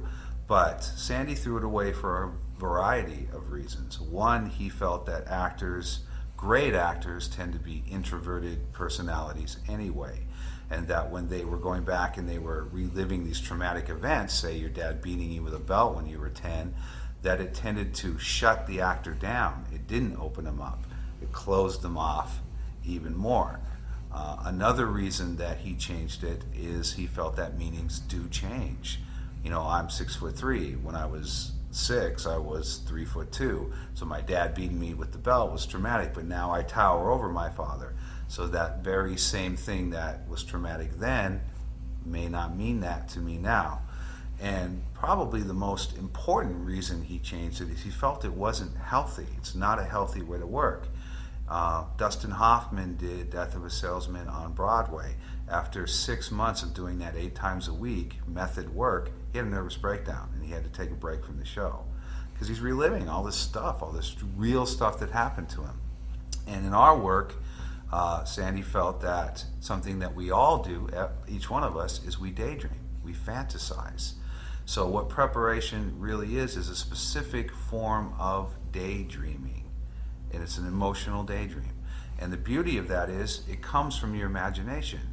We start with a core truth, you know, something like, I love my mother, and I will feel that love. And once I'm full of that love, which is real, I'll create a situation in my imagination that I've seen her in a hospital and she's about to have an operation and I'm afraid she's not going to make it. Again, my subconscious doesn't know that that's not true. If I have very strong actor's faith, I will feel that emotion. But my mother isn't sick. So after it's over, I can let that go and I can go home and be healthy and I don't have to stay in this torture and this trauma. What's that? This is my independent activity. What is it? I'm going to forge my father's signature on a check. Very happy. What's the most important word in this vocabulary? Why? So why? I work at a restaurant and I took $1,000 from it, and they just called me up and told me that they know I did it, and that if I'm not down there in an hour with $1,000, they're going to call the police and turn me in. So I don't have $1,000. Wait a minute. I don't believe it. You know why? Because the perspiration is not breaking out on your head. That's talent. So break. When we use the term imaginary circumstances in the definition, what we are really talking about is the medium that you are working in, whether you're working on a stage, whether you're working in film, whether you're working in television, radio, even writing. It's ultimately an imaginary situation. But the key and the art comes in is, can you believe that imaginary situation to the point that it becomes real? Me is something that you use if you need it. Otherwise, they'll you go to school, you never going to get to the school what you already don't have. The most you get is a discipline.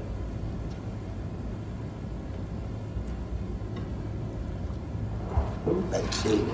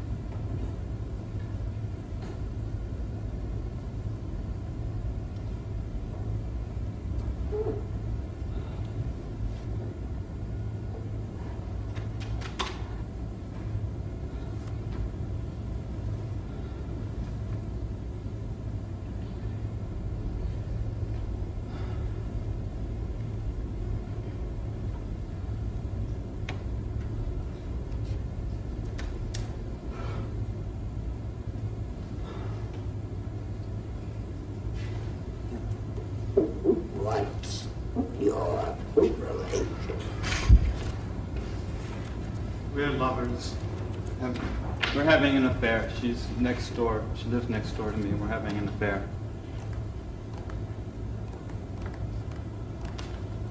What happened to you when the door opened? He picked up the chair and went back to his work. What happened? When he just walked away from me, it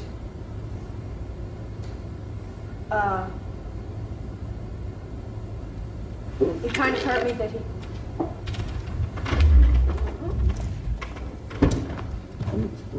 What do you want from me?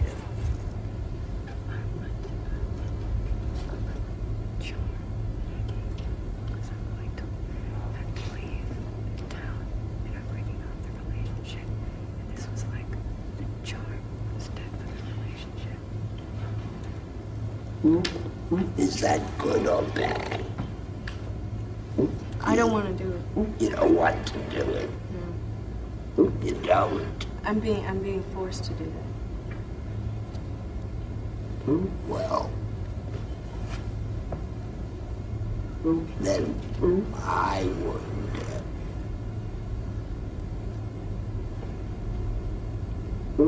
Do more than just state that to myself, because it's not involving you sufficiently on a purely instinctive basis. Right? You know where you're going? Uh-huh. You want to? Yeah. Well, it's making a choice between this and my husband. Going back to your husband? No, he's moving, and I have to move with him. What's it gonna mean for you personally?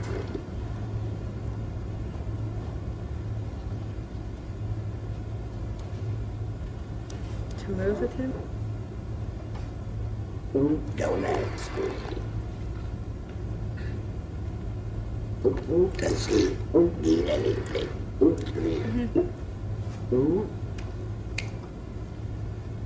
How much?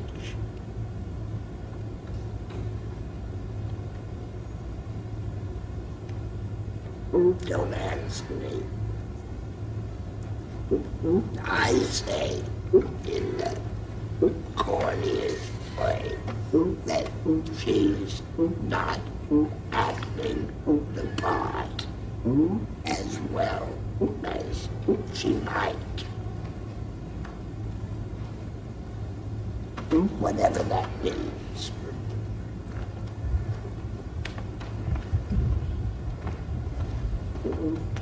Start again. Isn't going well.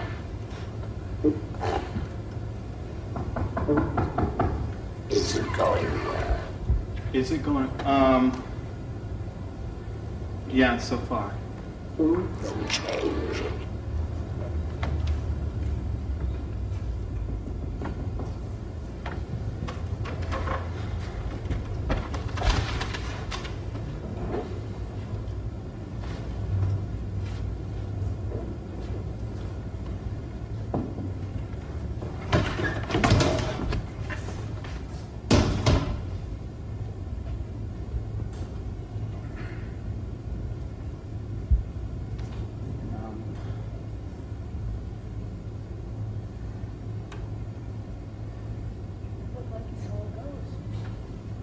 I look like I saw the ghost. What are you crying about?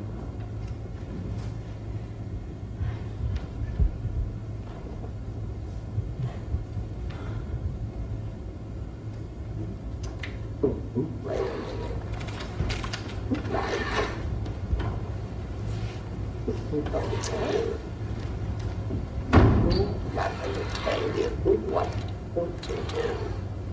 See, but you're not in trouble.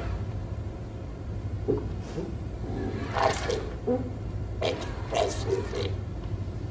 I don't care what you do when you get the preparation that they help you to make it more legitimate.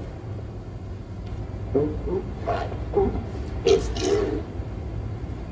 you're not in trouble, and you're not in trouble, you're not torn. So be torn. I don't care now if you do what you call overacting. You're in terrible trouble, aren't you? Yes, I am. Where's the note? And you are forced into the worst decision you ever had to make in your young life, right? Let's see what happens.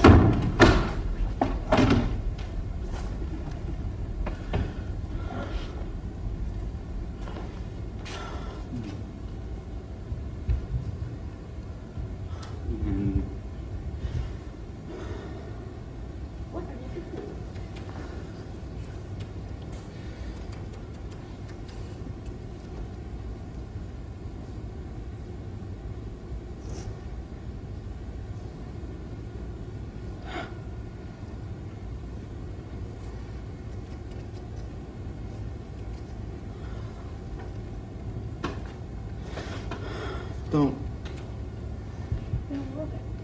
I don't know, just don't. I'm not doing anything.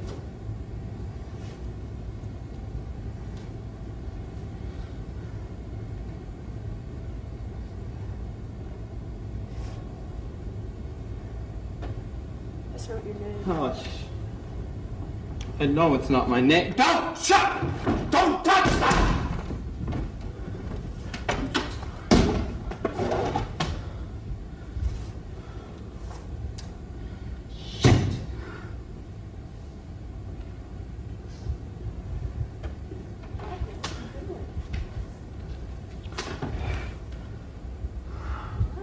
Lynn, just...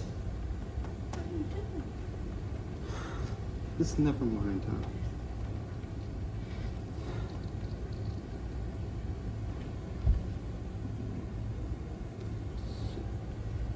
Michael, what are you doing? Never mind. Just never mind. Oh, God.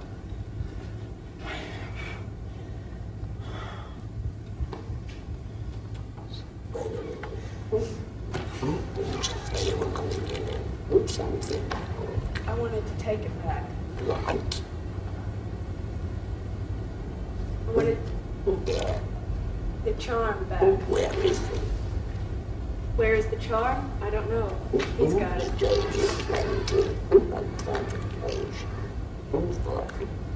To take it back?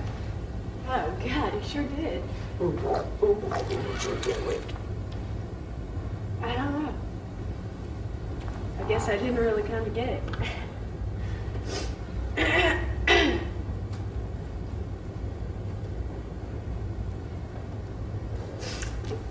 You know, if you say to an actor at a party, see that woman, or see that man talking to your wife, he's trying to make out with her. You don't look up a director to say, how do I feel at a moment like that? It rushes up on you, right? You've got to yourself. The very necessity to feel that you have to do something is part of your theatrical drive. This was a shade better because it was more accurate. See, I am deliberately, consciously staying away from preparation. Preparation, simply defined, is the self-stimulation of emotion. 85% of the actors, some good actors, never heard it, don't know how to spell it. But if they know that they're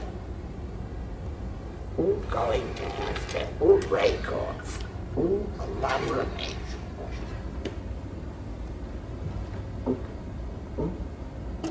they don't need preparation for that. If Michael knows he's going to go to jail, what does he need preparation for? An actor, not you. So act. I want to see us go with what we've given ourselves.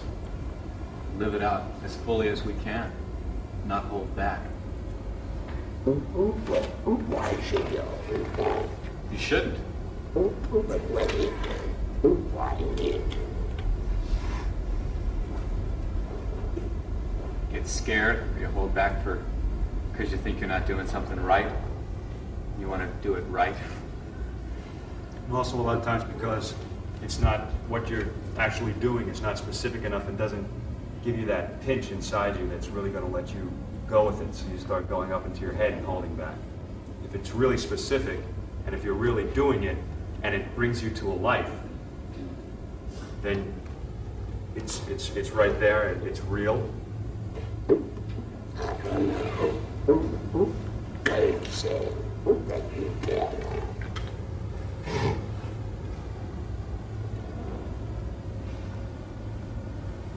You did?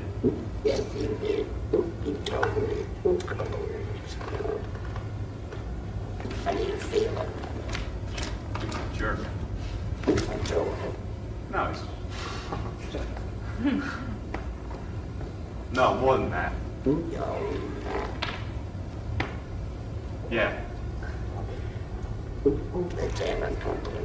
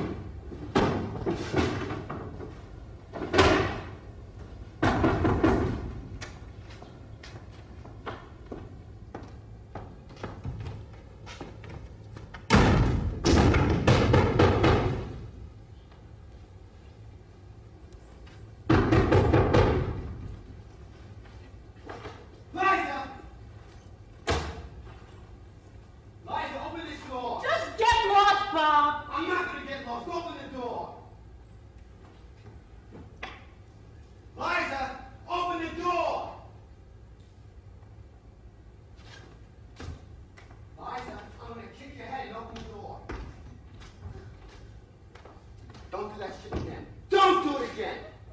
And don't pull those tears with me either. Shut up! No!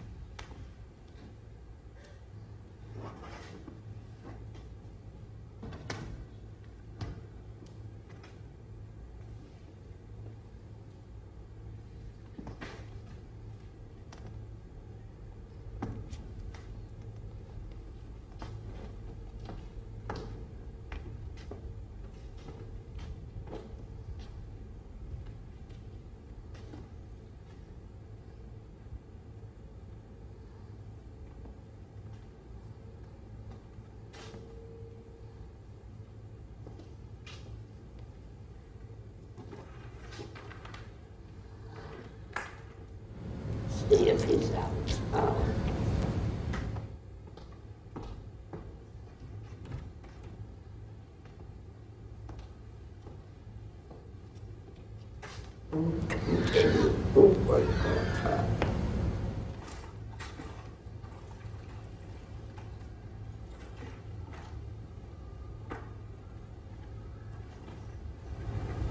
What's he doing?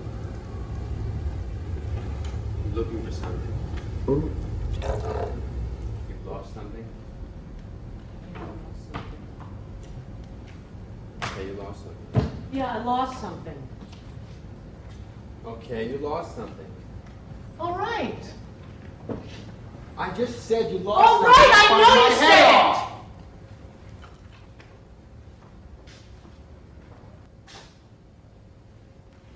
Liza, you want me to leave? I would like you to leave.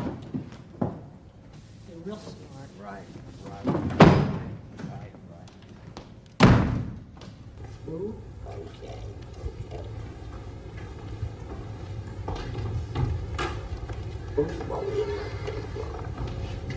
I was just looking for my key. I can't leave unless I can lock my own door.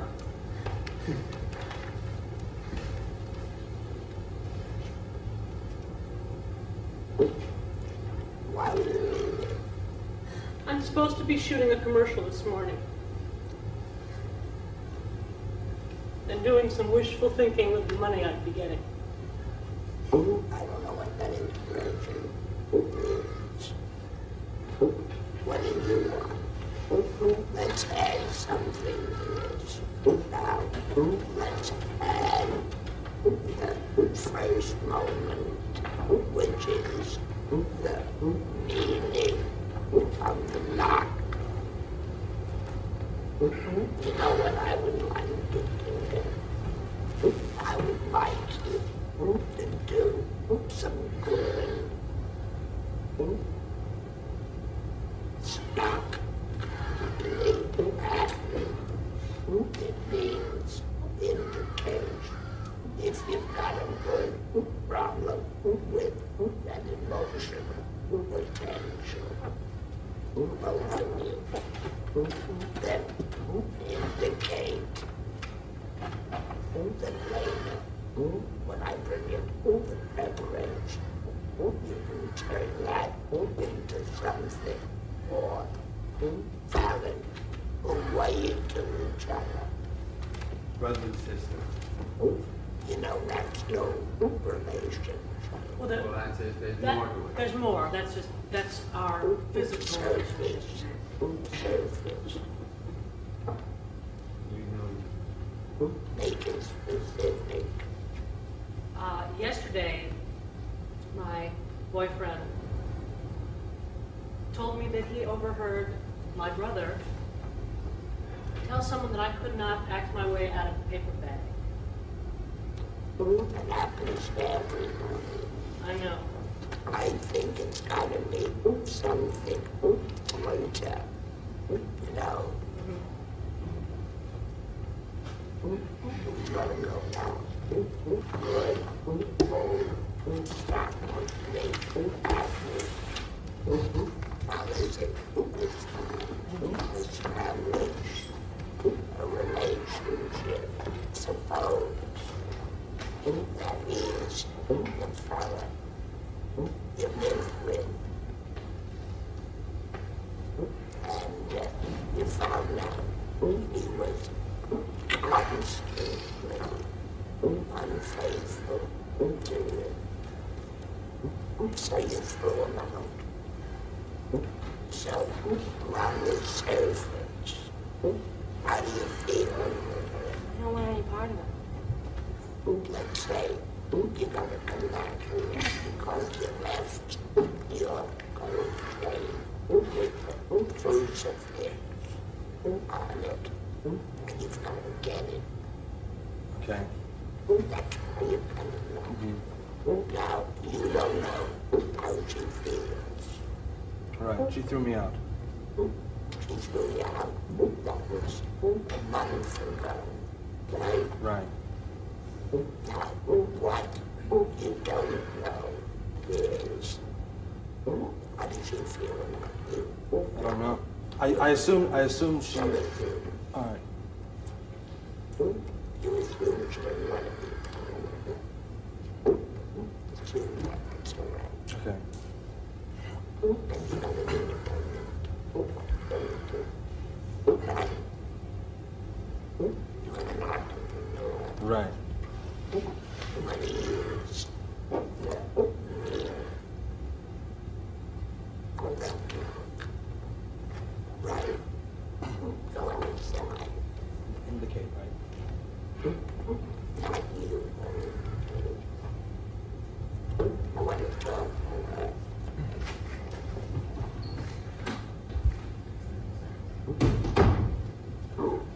You are very sorry to be in that you throw him out. Betrays your discretion isn't so tragic. You know, you get over it. And you miss it very much. So, when you see him Again.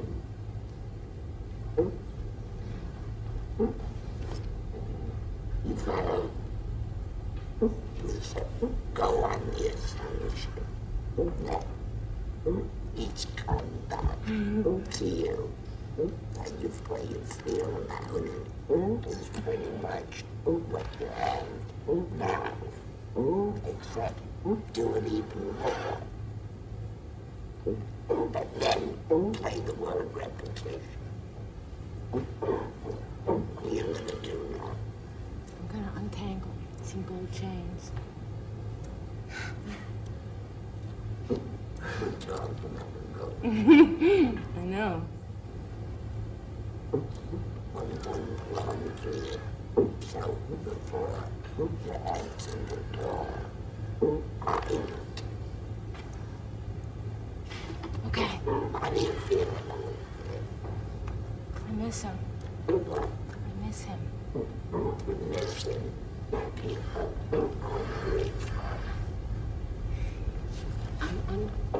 Hungry.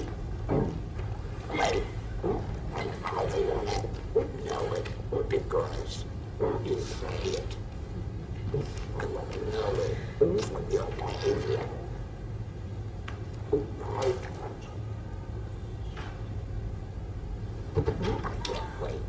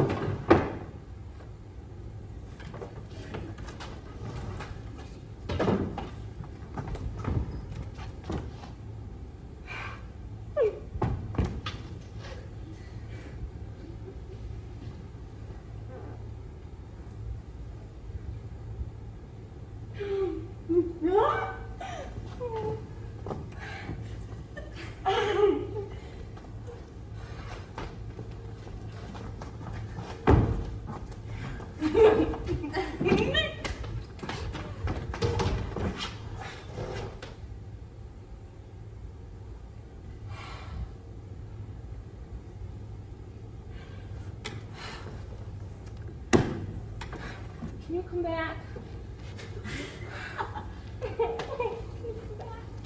Could I come back? Can you come back? I don't know what you're talking about, Susan. It doesn't matter, Jose.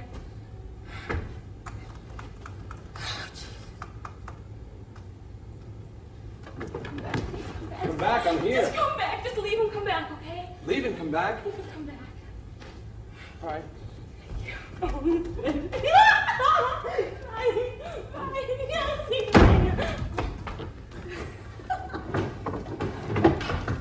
No, Jose, please.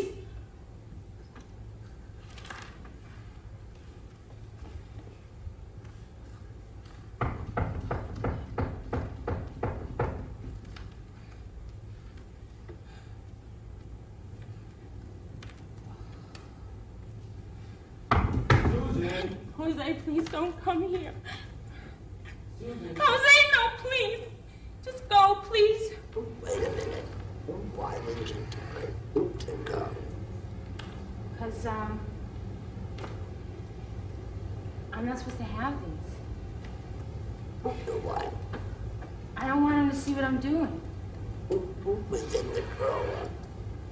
Yeah, but I wanted to get him back out again. Why? Because I wanted to untangle them. Which was more important? Well, I thought I could have both. This was more important now. I don't think so.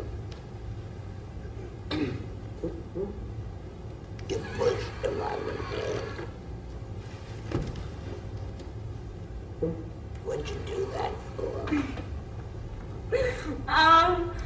I want to just... Never mind.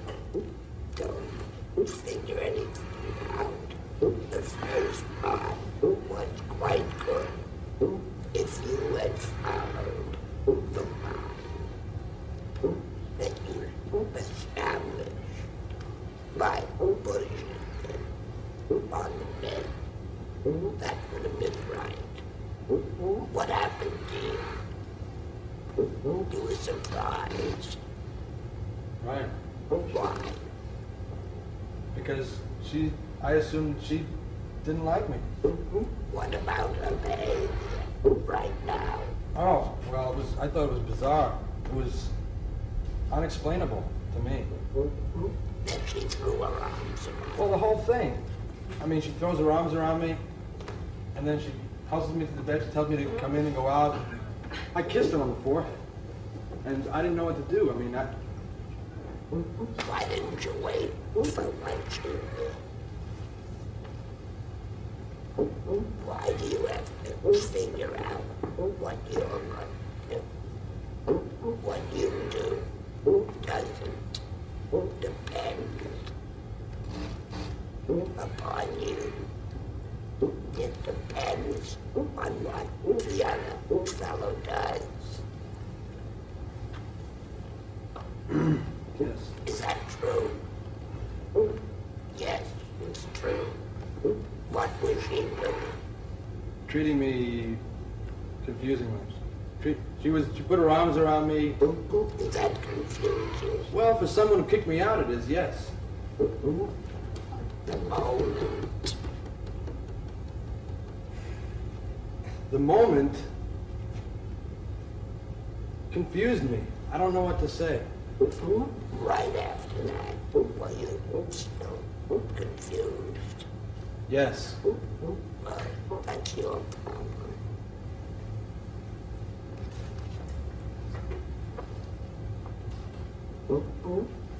You could be confused. I doubt whether you were also someone who means. I liked everything you did, except when you told him to go out, because that was N-work. You follow? You dropped what you had begun in order to go back to what? To the exercise. Yep. You see? Yes, I did. She threw her arms around Right. with affection. Right. Right. She brought you in with affection. She pushed you on the bed with affection. What more do you want? A diagram.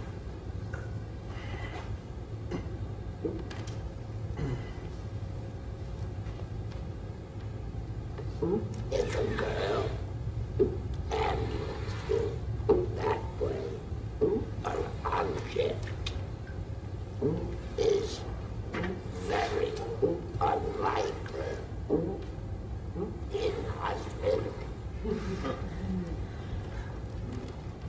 Thinking is the enemy of affection. Not anymore complicated.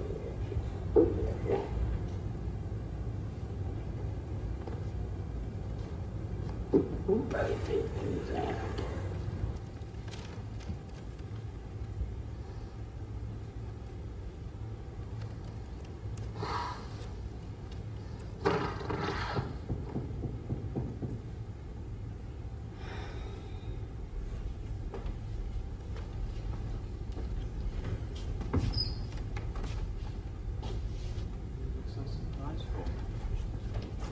There's no relationship.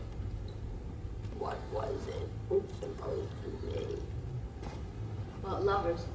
And, That's obvious. But what is the relationship?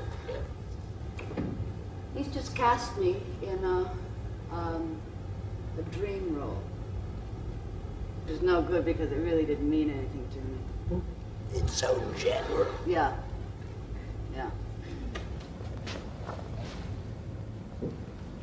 Your lovers doesn't mean anything. Yeah, it's too casual. General. You went to college together. She lives in California. You were the best of friends. You're visiting New York. Don't prepare for anything. Go outside and knock.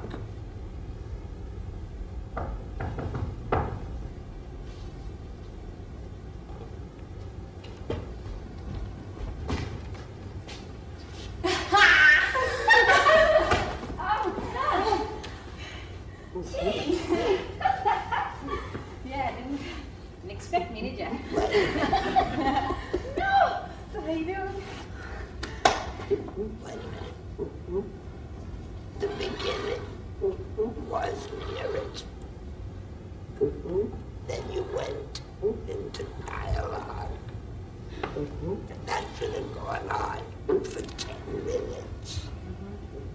I'm trying to illustrate in a very modest way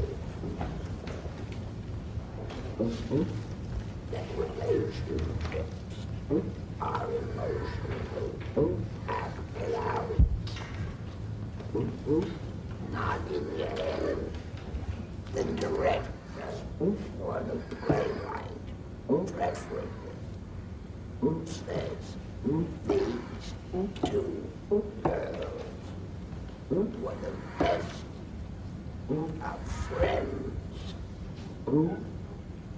Nobody's been better friends lately. In college, in high school, they were born in the same town. She lives in California. You live in New York. And you corresponded. You were very into it. And you corresponded. That's what you would be told. Now this is where you live, Liza, right? And you're expecting the grocery to send you your order, right?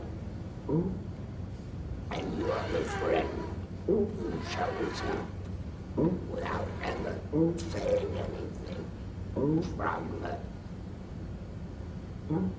the Napa Valley.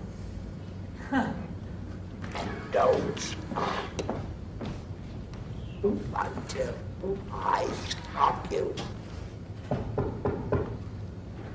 Groceries.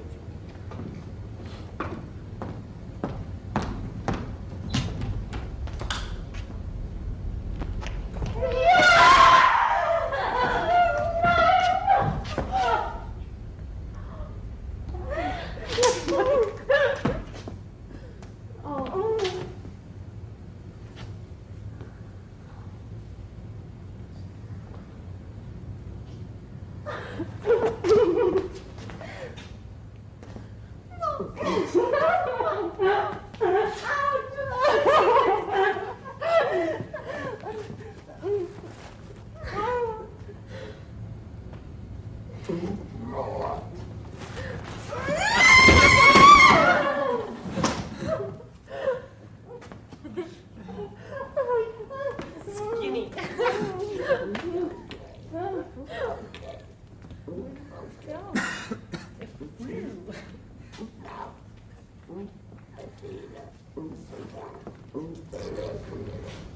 Take me.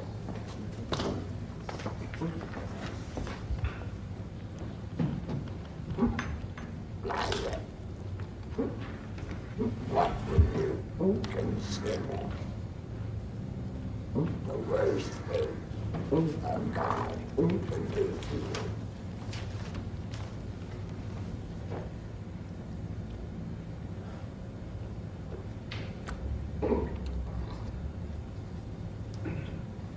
Can I ask you any questions or just? Make it up for yourself. He doesn't even have to know.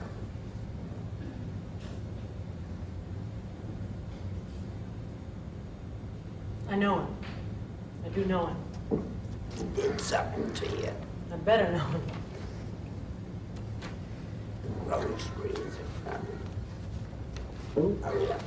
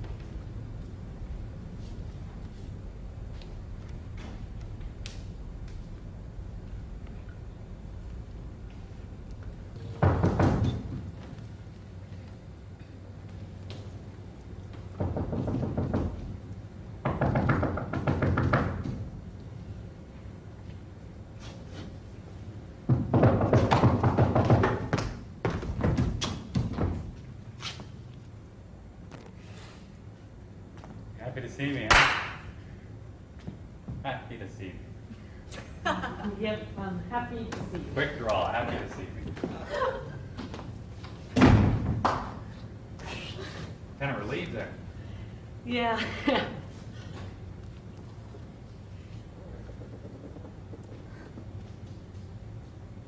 like you wanted to come to me then.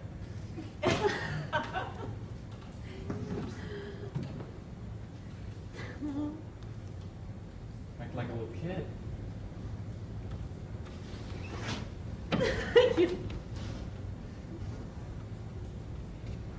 Want to touch me? Yeah. It was great.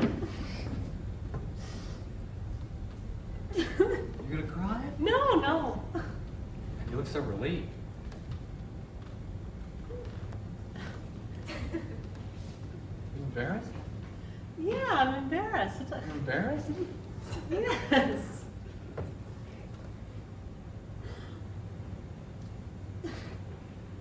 Don't hide your face.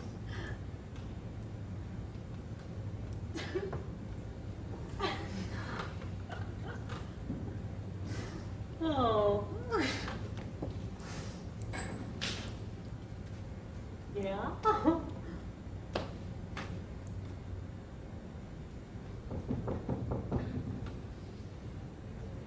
Nor.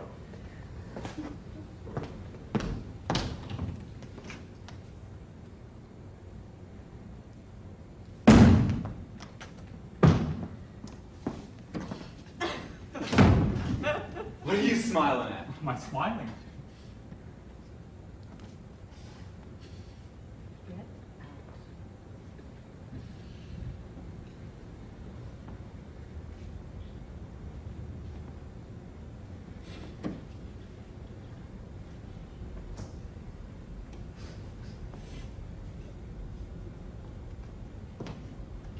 hell?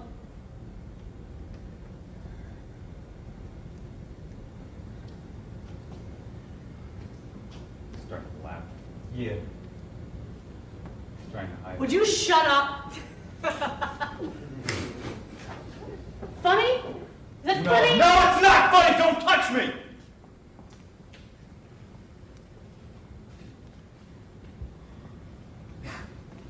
See, he's starting to laugh. Yeah, I'm starting to laugh. Is it any of your business? Don't push me, Don't. pal. Would you shut up?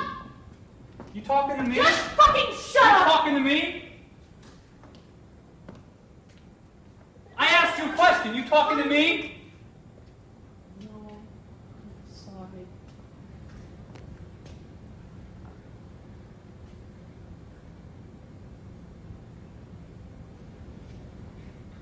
Now, I think she wants you to leave.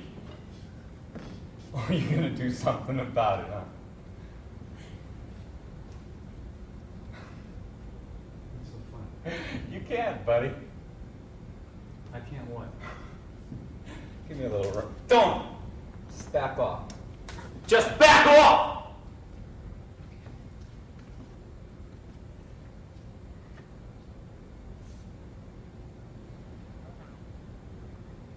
Hey, I'm helping you here!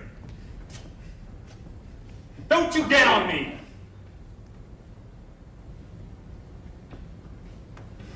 You're a sweet guy, aren't you?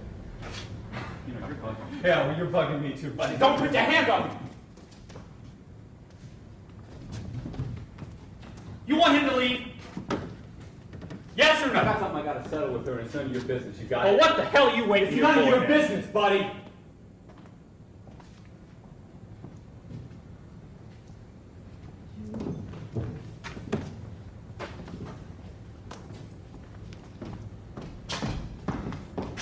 Oh, this is gonna settle a lot, right? I gotta answer to you now.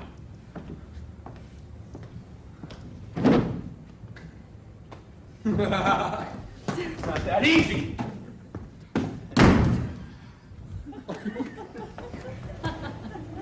That was pretty good.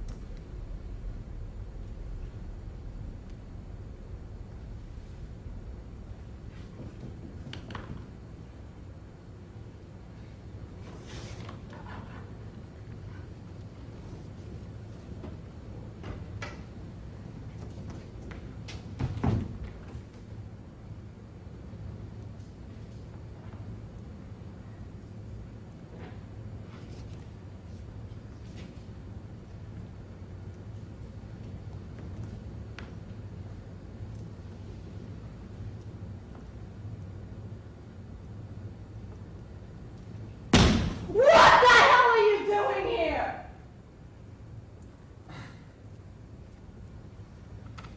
Say something! Please don't yell at me. Of course I'm gonna yell! Jesus Christ! What the hell do you think I'm gonna do? Slam the door in my face, please! Don't tell me not to slam the door in your face, you...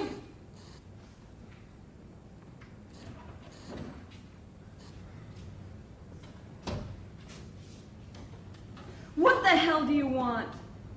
Will you not do that, please?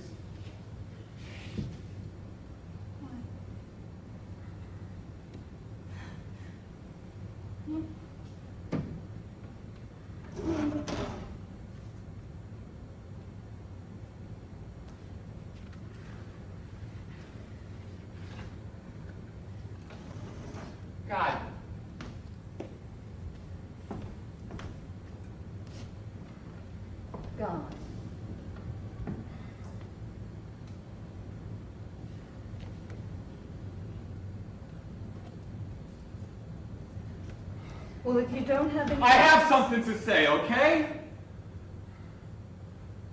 You have something I didn't mean to say. yell it. Okay, you didn't mean to yell.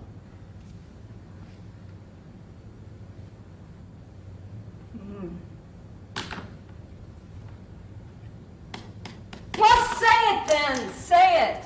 Christ. Come on.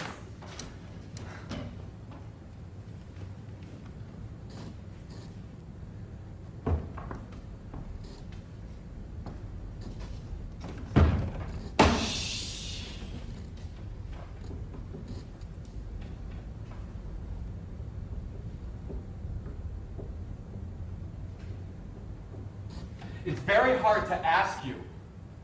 To ask me what? To ask me what? To ask me what? You know, I'm not a joke, you know. What do you think I am? You're not one either. What do you think I You're not am to one be either. treated like that, huh? Get out! Get out! No! I'm going. Don't go. Don't go. Tell him to come back. Don't go, come on Come back. back, Come back in. Back.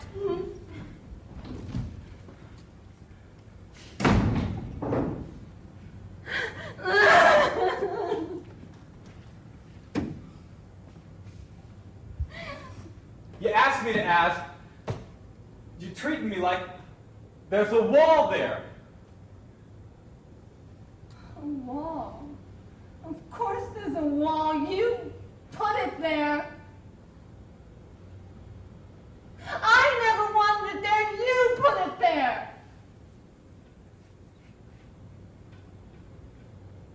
I was here.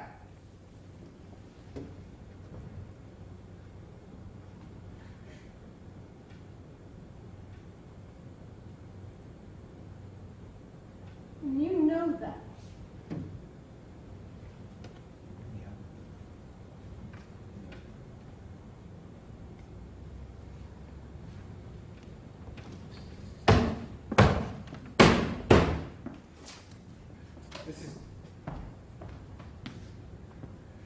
It's making me very crazy because I...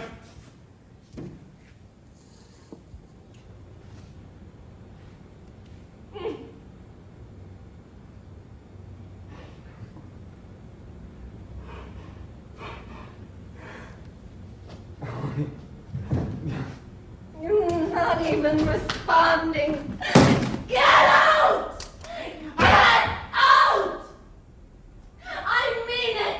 I know you mean that! Go now! Please go. Please. God damn it! I can't do a motherfucking thing right, can I? No!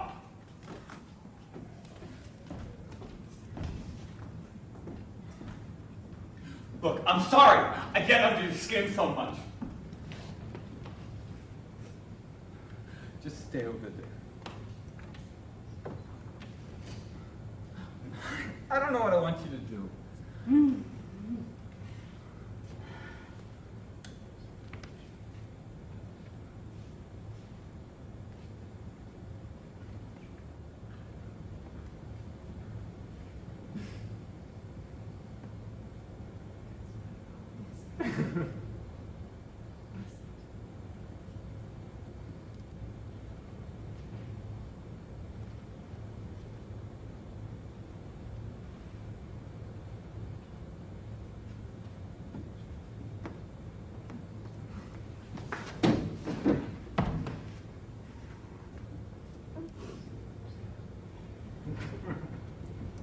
Cut.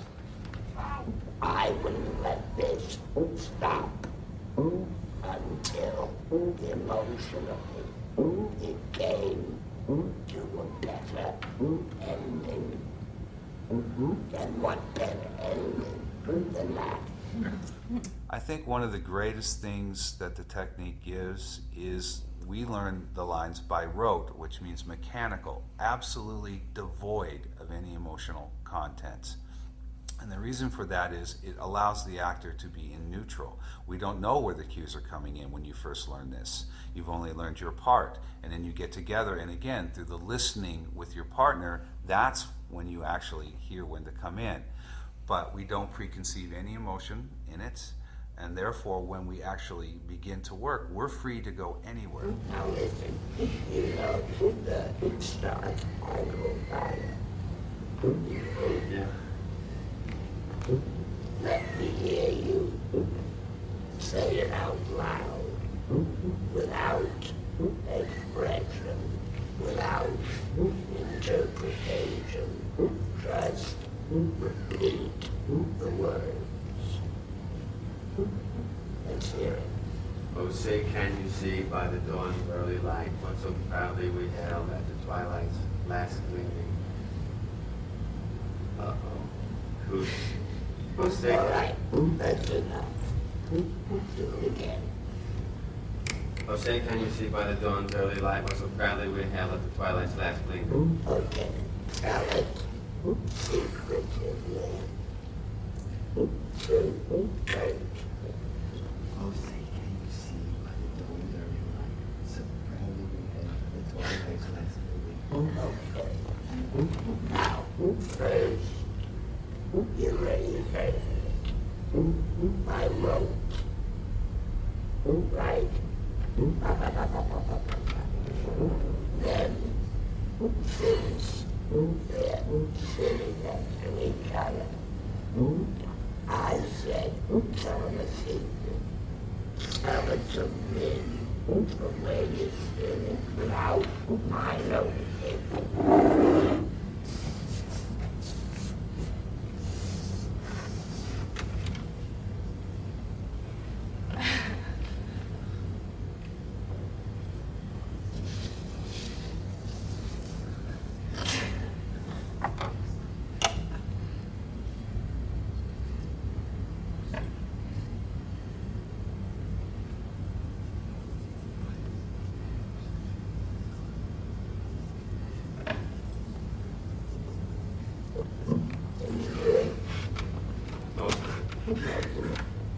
Now, that's not the original intention of those words.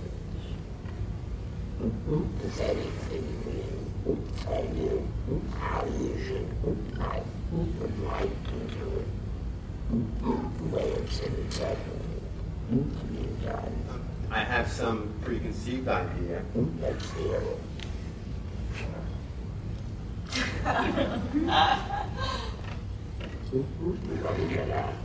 I have a feeling idea.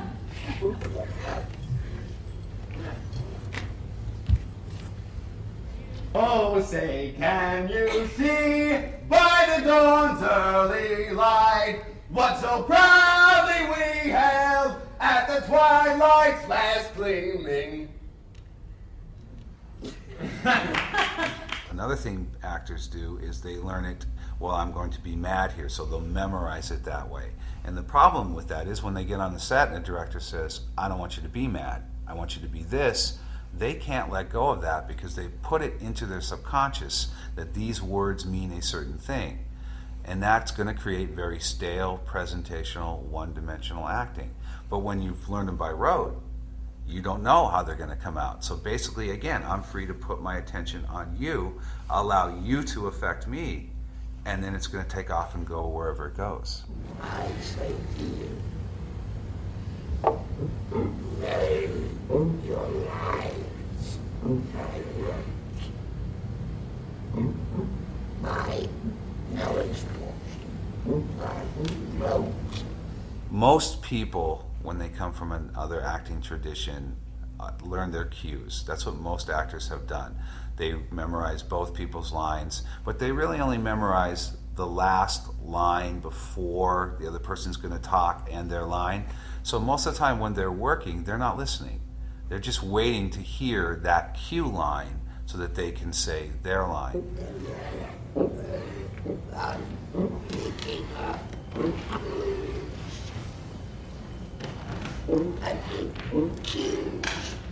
Shoes?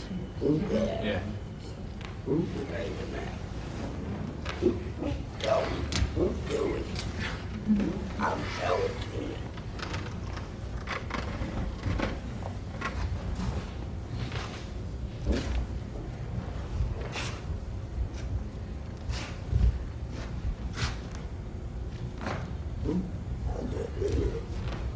The last word in my speech is going to be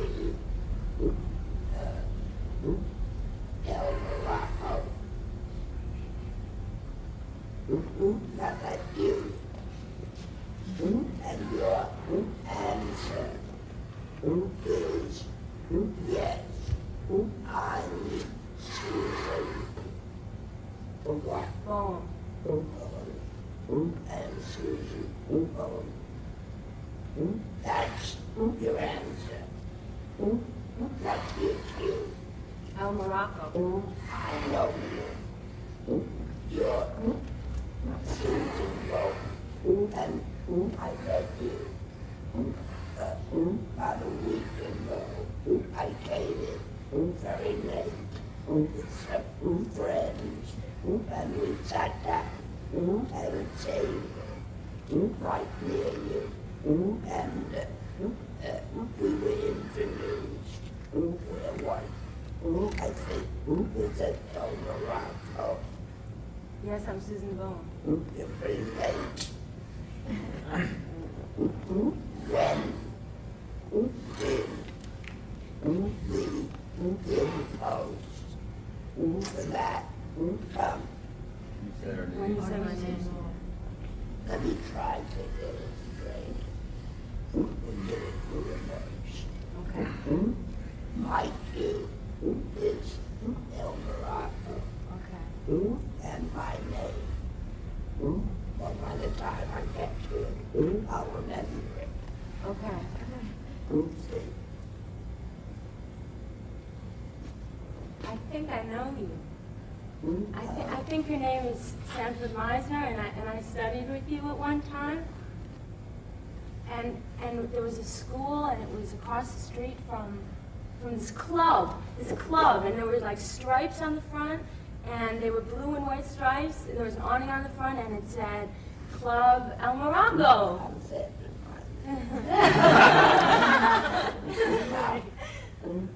Where did the impulse come from?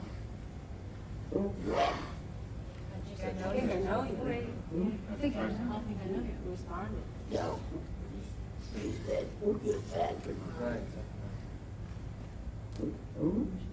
Way at the beginning a speech. You see, otherwise, you get this. Do it again, but it doesn't have to be so big. Okay. You look like a man by the name of Sanford Meisner, whom I once knew and studied with. And he had a school across the street from the Club El Morocco.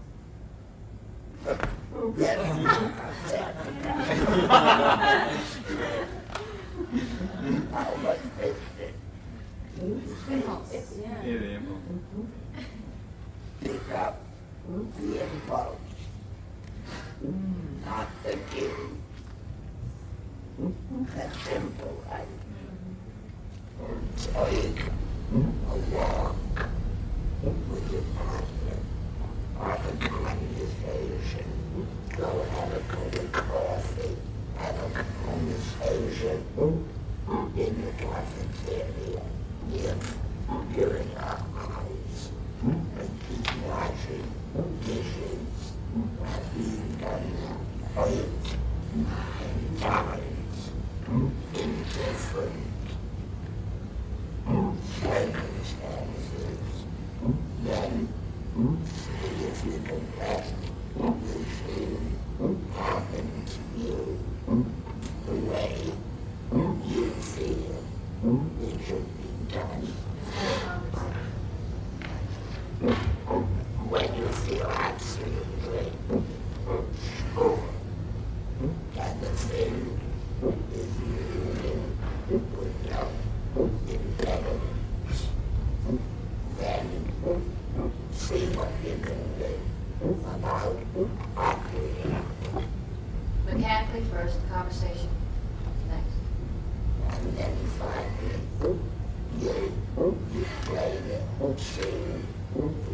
In my opinion, the real knowledge in Sandy's work are in the improvisational months. The first 3 months is all improvisation. It's all the basics, the repetition, the independent activities, the knock at the door, and the building of how to work improvisationally. Then we give you a scene, and it's just application. So you are acting, you're doing the acting in those improvisational months. And then all we do is we take the text and we put that on top of all this behavioral work. And that's why Sandy said the last thing that happens is the words. The way in which you worked on them, you know, from rote. So the way I explained it to you, that's the way I want you to do it, with no deliberate preparation.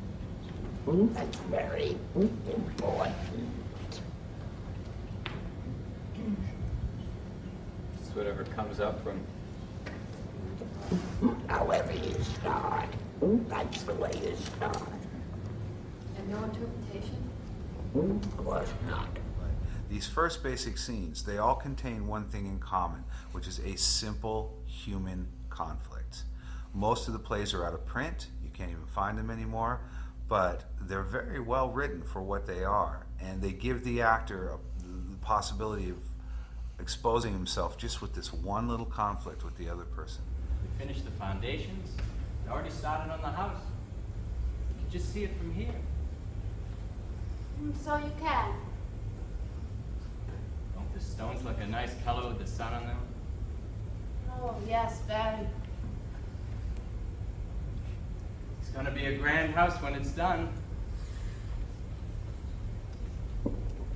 Henry, supposing when it's done, you didn't like it. I suppose you can sell it. I suspect so. No danger of that, though. I like it all right. You can't be certain, can you? Of course I can. I've seen the plans, so have you. You liked them, didn't you? Well, yes, I like the plans. Well, you like the house. Well, I'm just saying you can never really tell. Sometimes I like the pattern of a dress very much. But when it's done, somehow it doesn't appeal. Well, you'll like this all right. I'll see to that. You know, I'd rather live there than anywhere else in the world. Good house. Wait a minute. You're gonna break your neck. Rain after that year. You know? I can't do it anymore. But you know what you did? Repeat it. I'd rather live there than anywhere else in the world. More. I'd rather live there than anywhere else in the world. Give the Emmy a real push. I'd rather live there than anywhere else in the world. That's terrible. Just what I wanted. Do you know from having read the scene where you just come from? No, I don't think it's indicated in the script. Is it? It's not.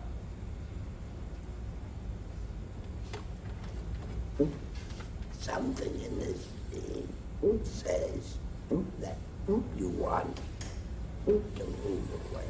Yeah. Why is that? I'm in love with his brother. How do you feel about that? Scared. Because I don't want that to happen. Yeah. Does that the script give you any suggestion that you have an independent activity? It doesn't. I'd imagine he's looking out the window. He's been looking at the house. being built through the window? It's so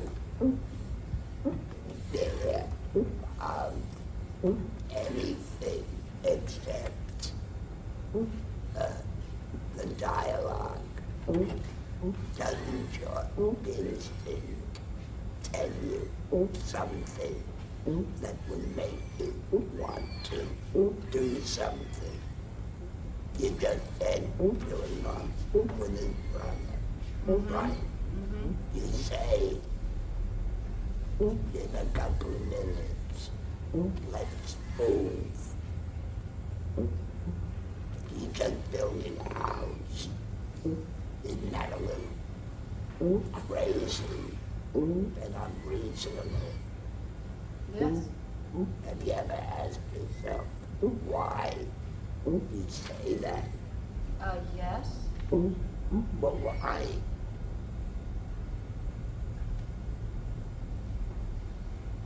Well, the whole point of the scene is that I want him to agree to move away with me. Why? Didn't I once tell you that that's the most significant word?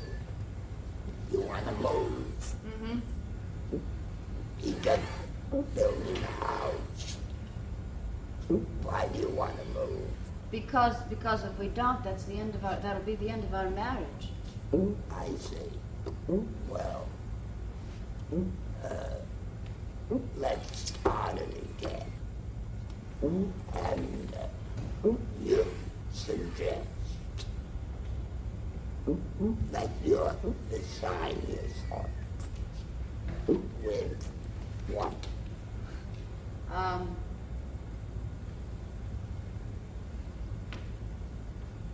Anxiety is what comes to my mind. But that's what comes to your mind. Act not. No matter what happens, act not. So what about you? He's building his dream house. He's building a dream house. That's all I got from the script. He doesn't realize what's going on with his brother. Well, of course he doesn't. All right, so that's all I got. If you realize that, if you don't play.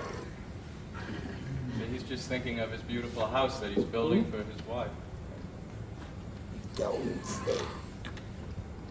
That just meant that he cares. I'm trying to tell you something. What? Not to think. Then just do. What? Just do, don't think. What are you gonna do? Just listen to her. Build your dream house. What's that mean?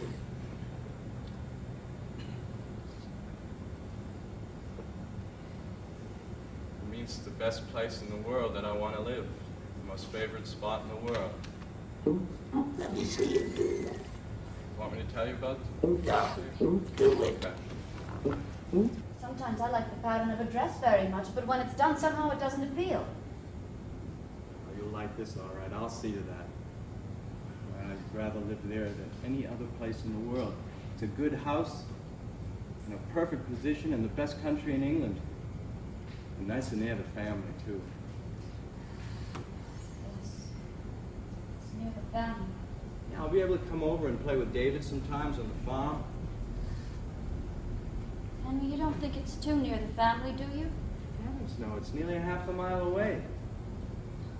It's just the right distance. Half a mile isn't very far. You don't want to cross 3 counties every time we drop in for a cup of tea, do we? We're going to drop in for a cup of tea very often. What is it, Marielle? I thought you liked the family. You like David, don't you? Yes. And you like Judy. Oh, very much.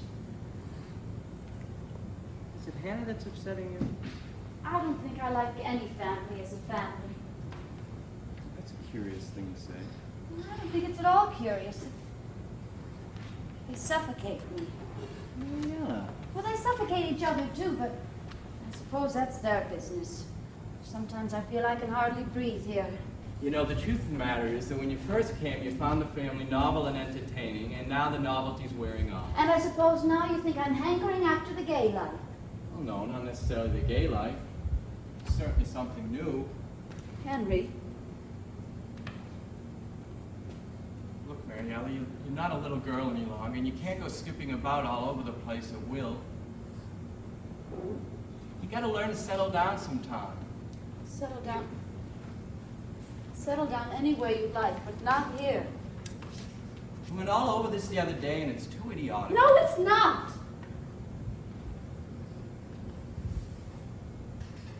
I mean, you're carrying on like a temperamental child. Not a child. Yes, you are. I suppose it's one of the things I liked about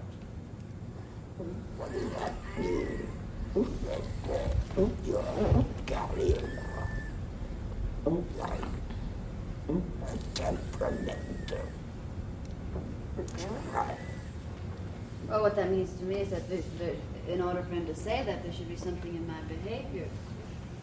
Go back. Let me see your version of the temperamental child. Okay.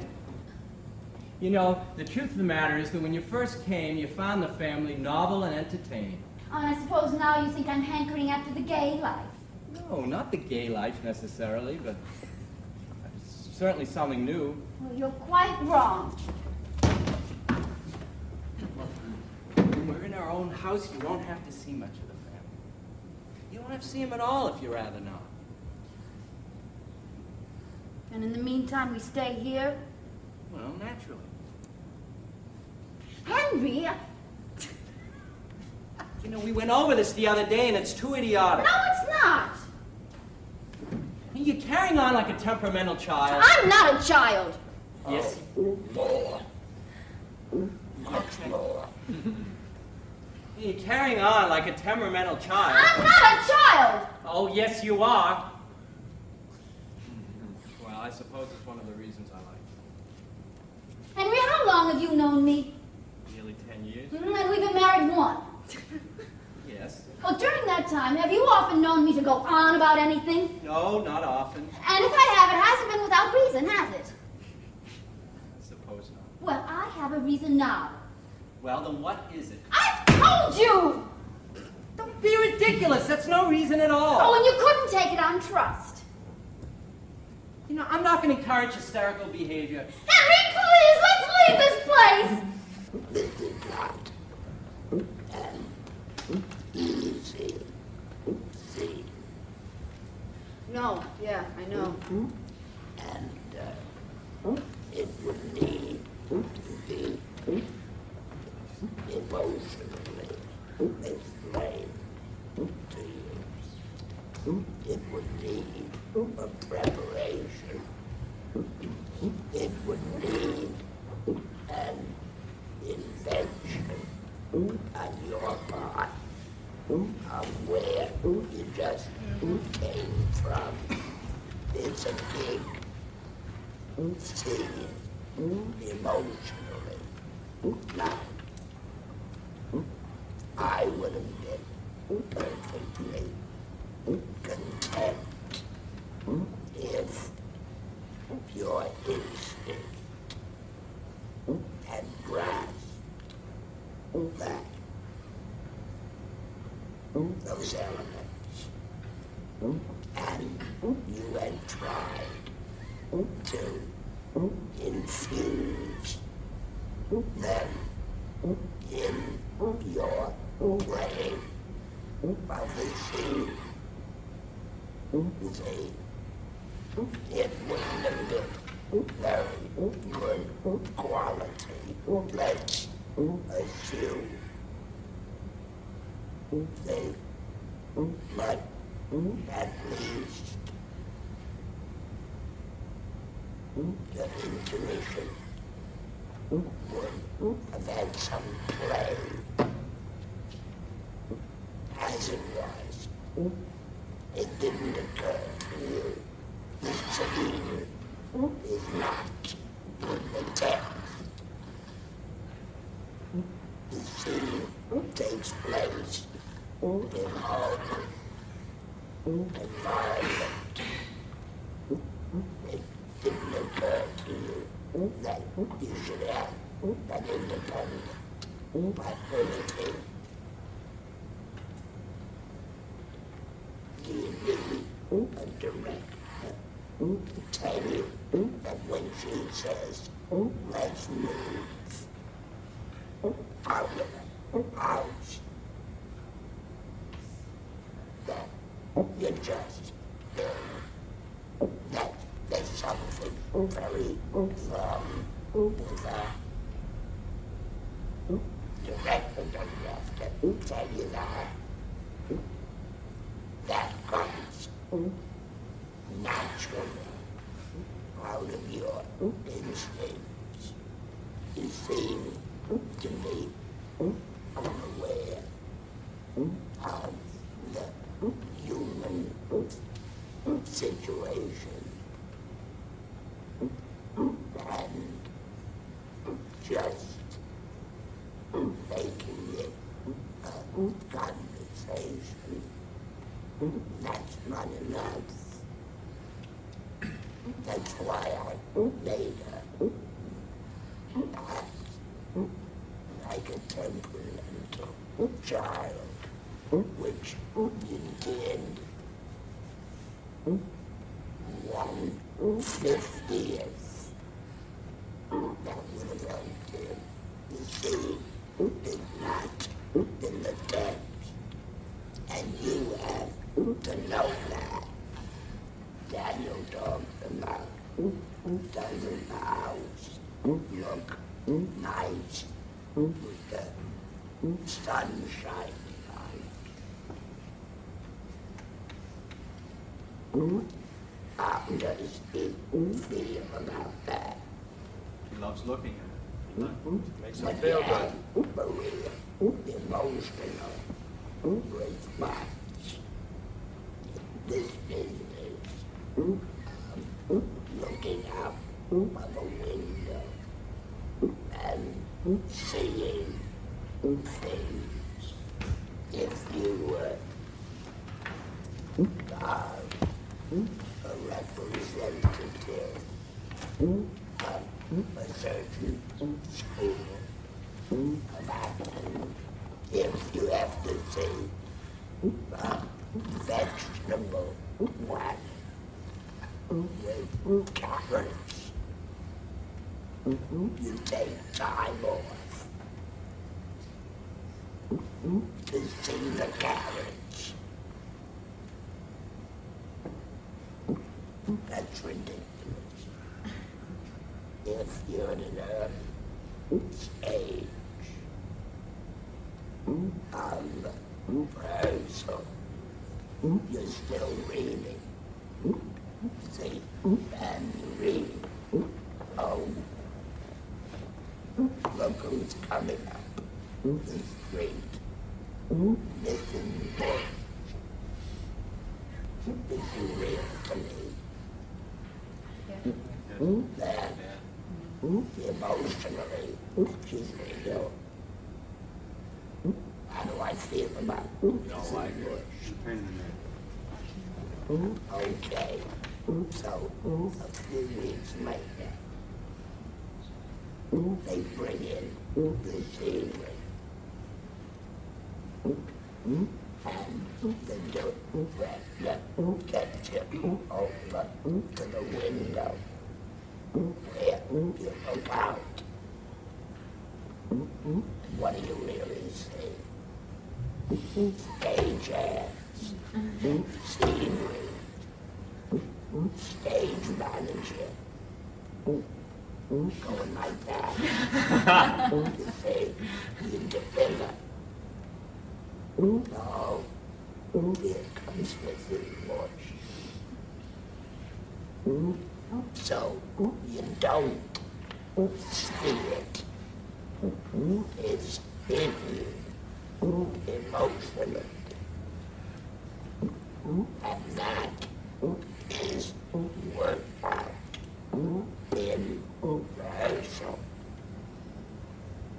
Daniel, the house doesn't the sunlight. Put it in our window, looking out and seeing things. Not in my philosophy. You decide what it means, emotional.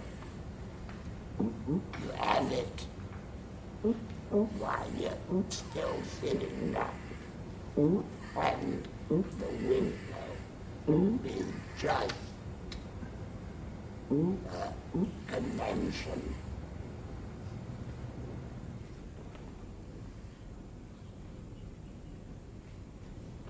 Sam? Sharon, what are you doing here? I just got in. Hello. Well, how are you? You anticipated very obvious. Yeah. Right? Yeah. How do you overcome that tendency to anticipate? I could be expecting someone else, or I could be really involved in what I'm doing. I would think so. Have you ever heard of going moment to moment? Yeah. What moment are you involved in? At the beginning, I'm getting a suntan. Then that is your own life, unless something happens to change it.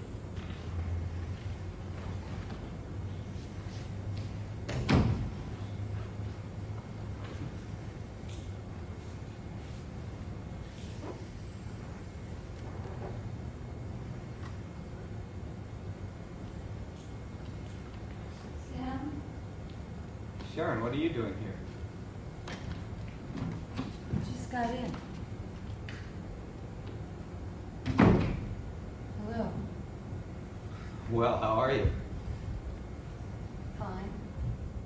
How was Hollywood? Okay. Did you get a suntan? Sorta. I'll try and catch up. They have a studio audience for the radio show? I may have to go over to the Guild to see about a play, and I'm looking sort of pasty, so I'll be with you in a moment. You look fine. I mean, the back of you. 1 minute. Sam, I have something I want to tell you. I didn't want to write, I wanted to tell you in person.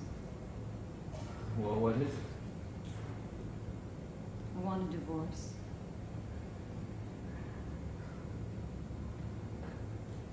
Didn't you hear me? I said I want a divorce. Yeah, I heard you. You said you want a divorce. Can't understand why. I'm in love. Come on, are you sober? Yes, Sam, I'm in love. Being married never seemed to have interfered with that before. Why the sudden decision? I'm pregnant. Maury? Of course it's Maury. My God, what a lousy infant. Oh, come on. Let's not have any high moral tone about the paternity of the child. Sam, you're mad because your ego's been... My ego, don't give me that crap. You're married and won't keep him out of the army now, even if you are pregnant. Don't be a bastard. Don't talk that way. What's the matter? Don't you like the word bastard anymore? Sam, I'm in love for the first time in my life, and maybe the only time. Maybe it's the baby. Maybe I finally got proof I'm a woman. And being in love is something I don't deserve. Straight from the psychiatrist's mouth. Damn it, it's true. It's always been Maury, hasn't it? Yes. Yes, it's always been Maury, and now he wants me. Oh, wake up, Sharon. You know Maury, you know what moves him around. It's not you he wants. It's his child. The most important #1 piece of pottery in his life. He wants it, and he wants it so bad he's willing to buy the oven. My God, you're cruel. It's the truth, and you I know don't it. care why he wants me. He wants me, and that's all that counts. Oh, this time it's different. Yes. Yes, it is different. There's a whole new ingredient, and it isn't sex, and it isn't convenience, and it isn't compromise. It's love. I used to think there wasn't such a thing. Now I know I just forgot it, like a hope you've given up on until you feel it again. You can understand what I mean by hope, can't you? Yes, I can understand hope.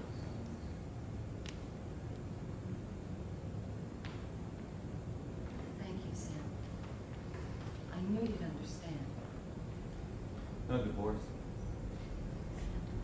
No divorce. Sam, look, I want to work this out. I want to make you understand. I know what you must feel. No divorce. Anything, Sam, anything I've got to give. Just name it, it's yours. There's no seal. No Sam. divorce. This is my last chance. Sam, please. I beg you, let me out. What is it, money? Hollywood.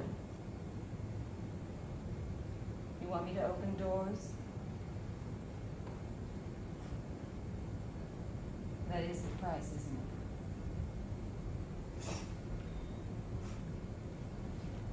it? You learned, didn't you? I had a good teacher. Oh, let me. Whether you believe it or not, best wishes.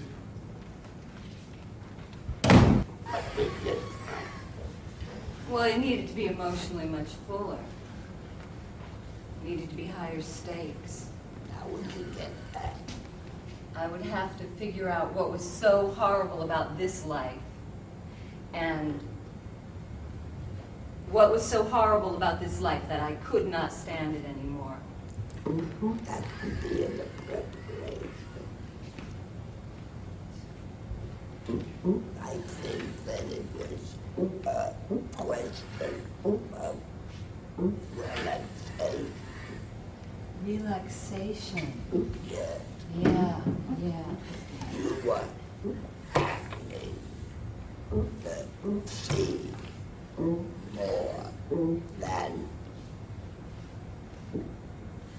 you were responding to him and trusting your natural instincts to provide you with a true response. Are you saying that I was indicating, essentially? You weren't indicating, but you were playing yourself a little bit.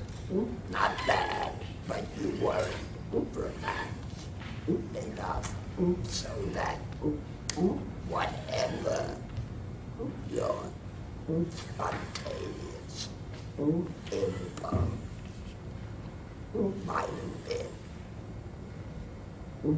had a chance of coming out. I think I understand. You're saying with all that tension, there's no way that a true response You can stop emerge. it because, in a way, you're playing the obvious result. See? Suppose he said no divorce. You were never free enough to be able to laugh at him. You'd have that impulse. You understand that? Yes. The If you're tense, how do you, and that's getting in your way, how do you get rid of that? It's a tricky question, you know. Yeah. You worry. I'm just curious in case it happens. It's happened before. Well, first of all, you gotta start out by being physically neutral. Mm-hmm. And the difficult part is to be able to forget yourself, to be open to what's coming at you, and trust that what you worked out will be there. If you were very free, who's to say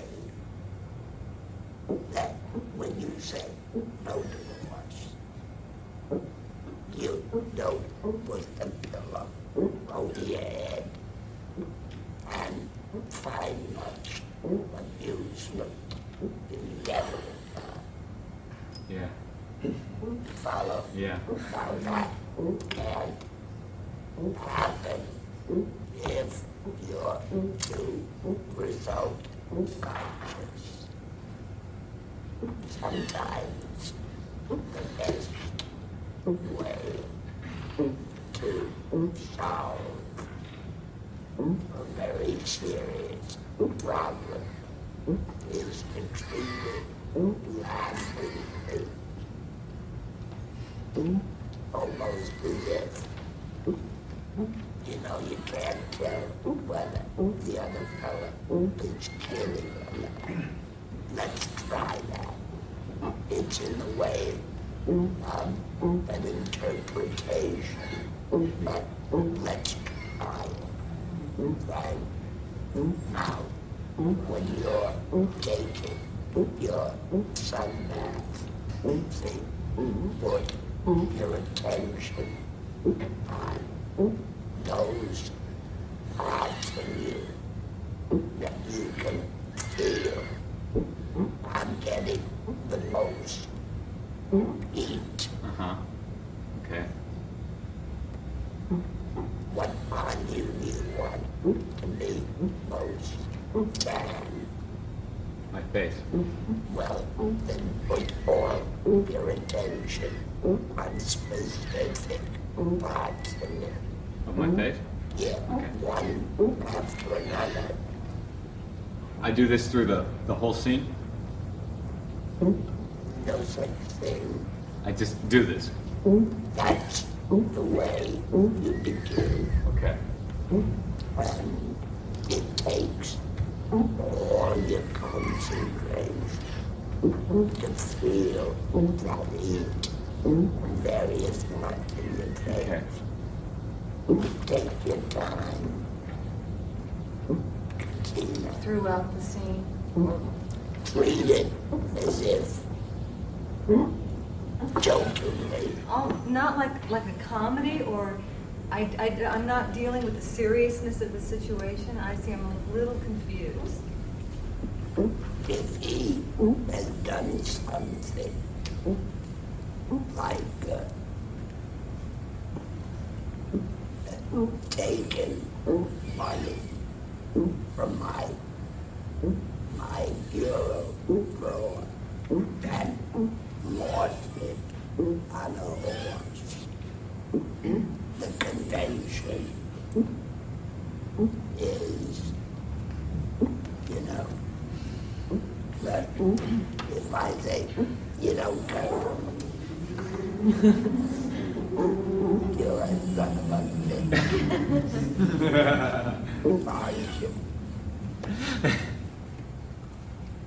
Aren't you?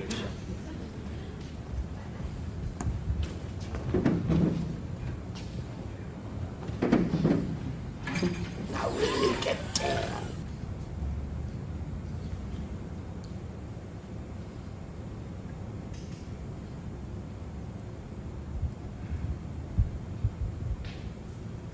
Sam? Sharon, what are you doing here? I just got in. Hello. Well, how are you? Fine. How was Hollywood? Okay. Did you get a suntan? Sort of. I'll try and catch up. They have a studio audience for the radio show? I have to go over to the Guild to see about a play. I'm looking sort of pasty, so I'll be with you in a moment. You look fine. I mean, the back of you. 1 minute. Sam, I have something I want to ask you. I didn't want to write. I wanted to tell you in person. Well, what is it? I want a divorce. Didn't you hear me? I said, I want a divorce. Yeah, I heard you. You said you wanted a divorce. I can't understand why. I'm in love.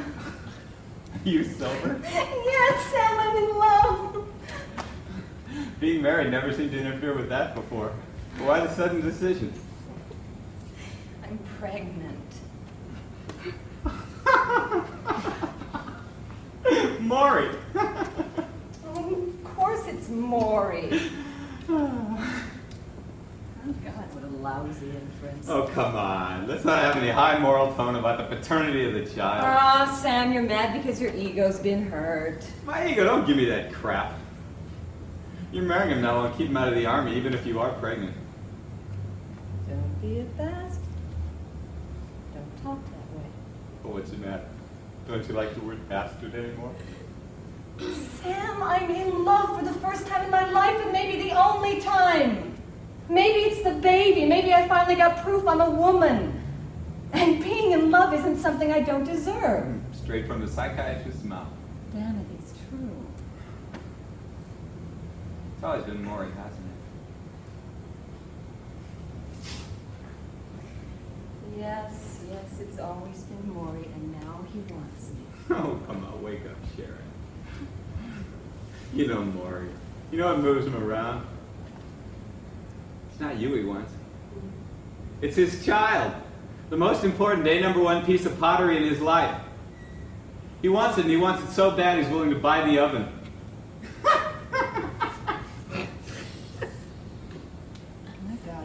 It's the truth, and you know it. I don't care why he wants me. He wants me, and that's all that counts. Oh, this time it's different. Yes, it is different. There's a whole new ingredient, and it isn't sex, and it isn't convenience, and it isn't compromise. It's love. I used to think there wasn't such a thing, but now I know I just forgot it. Like a hope you've given up on until you can feel it again. You can understand hope, can't you? Oh, yeah. Yeah, I can understand hope. Thank you, Sam. I knew you'd understand. No divorce.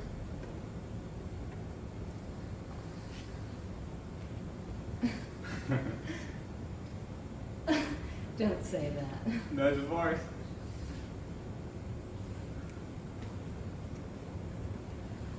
Sam, look, I want to work this out. I want to make you understand. I know what you must feel, but... No divorce. Sam, this is my last chance. Please?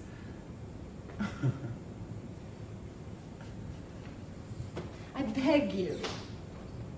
Let me out.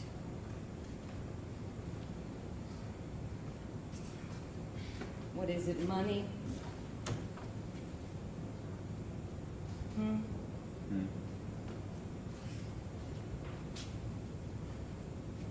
Hollywood. You want me to open doors?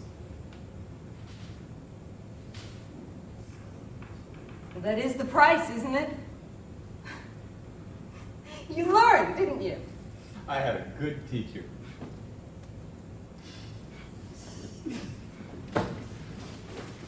Oh, let me. Whether you believe it or not, best wishes. You have a tendency to push every actor should absolutely hate and despise adjectives because they are pitfalls for emotional pushing. How do you mean that? I mean, did you have a good time yesterday? Somebody says, and your answer is wonderful. But actors are not content with that. They have to give that wonderful a muscle breaking push.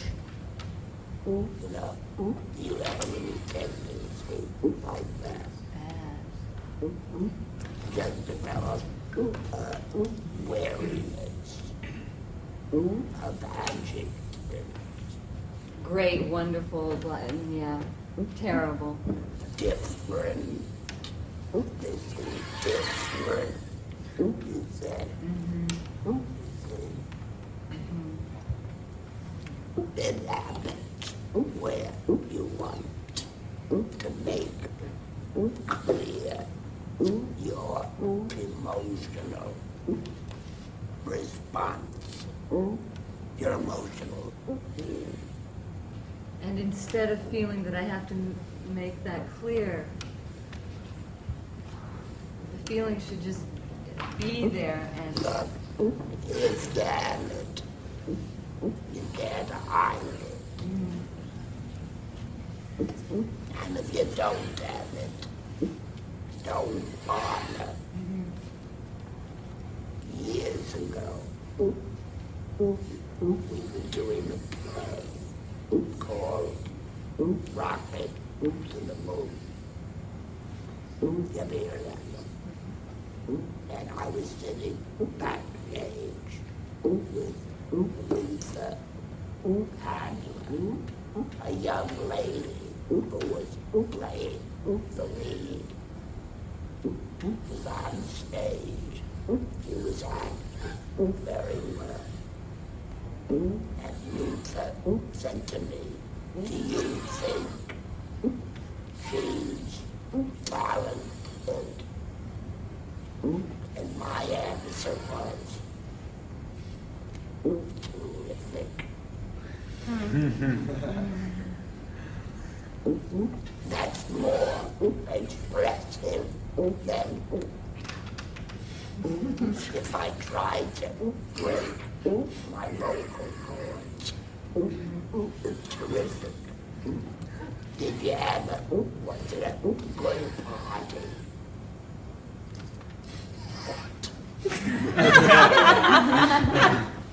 It's dialectics. You like bacon in the I hate it.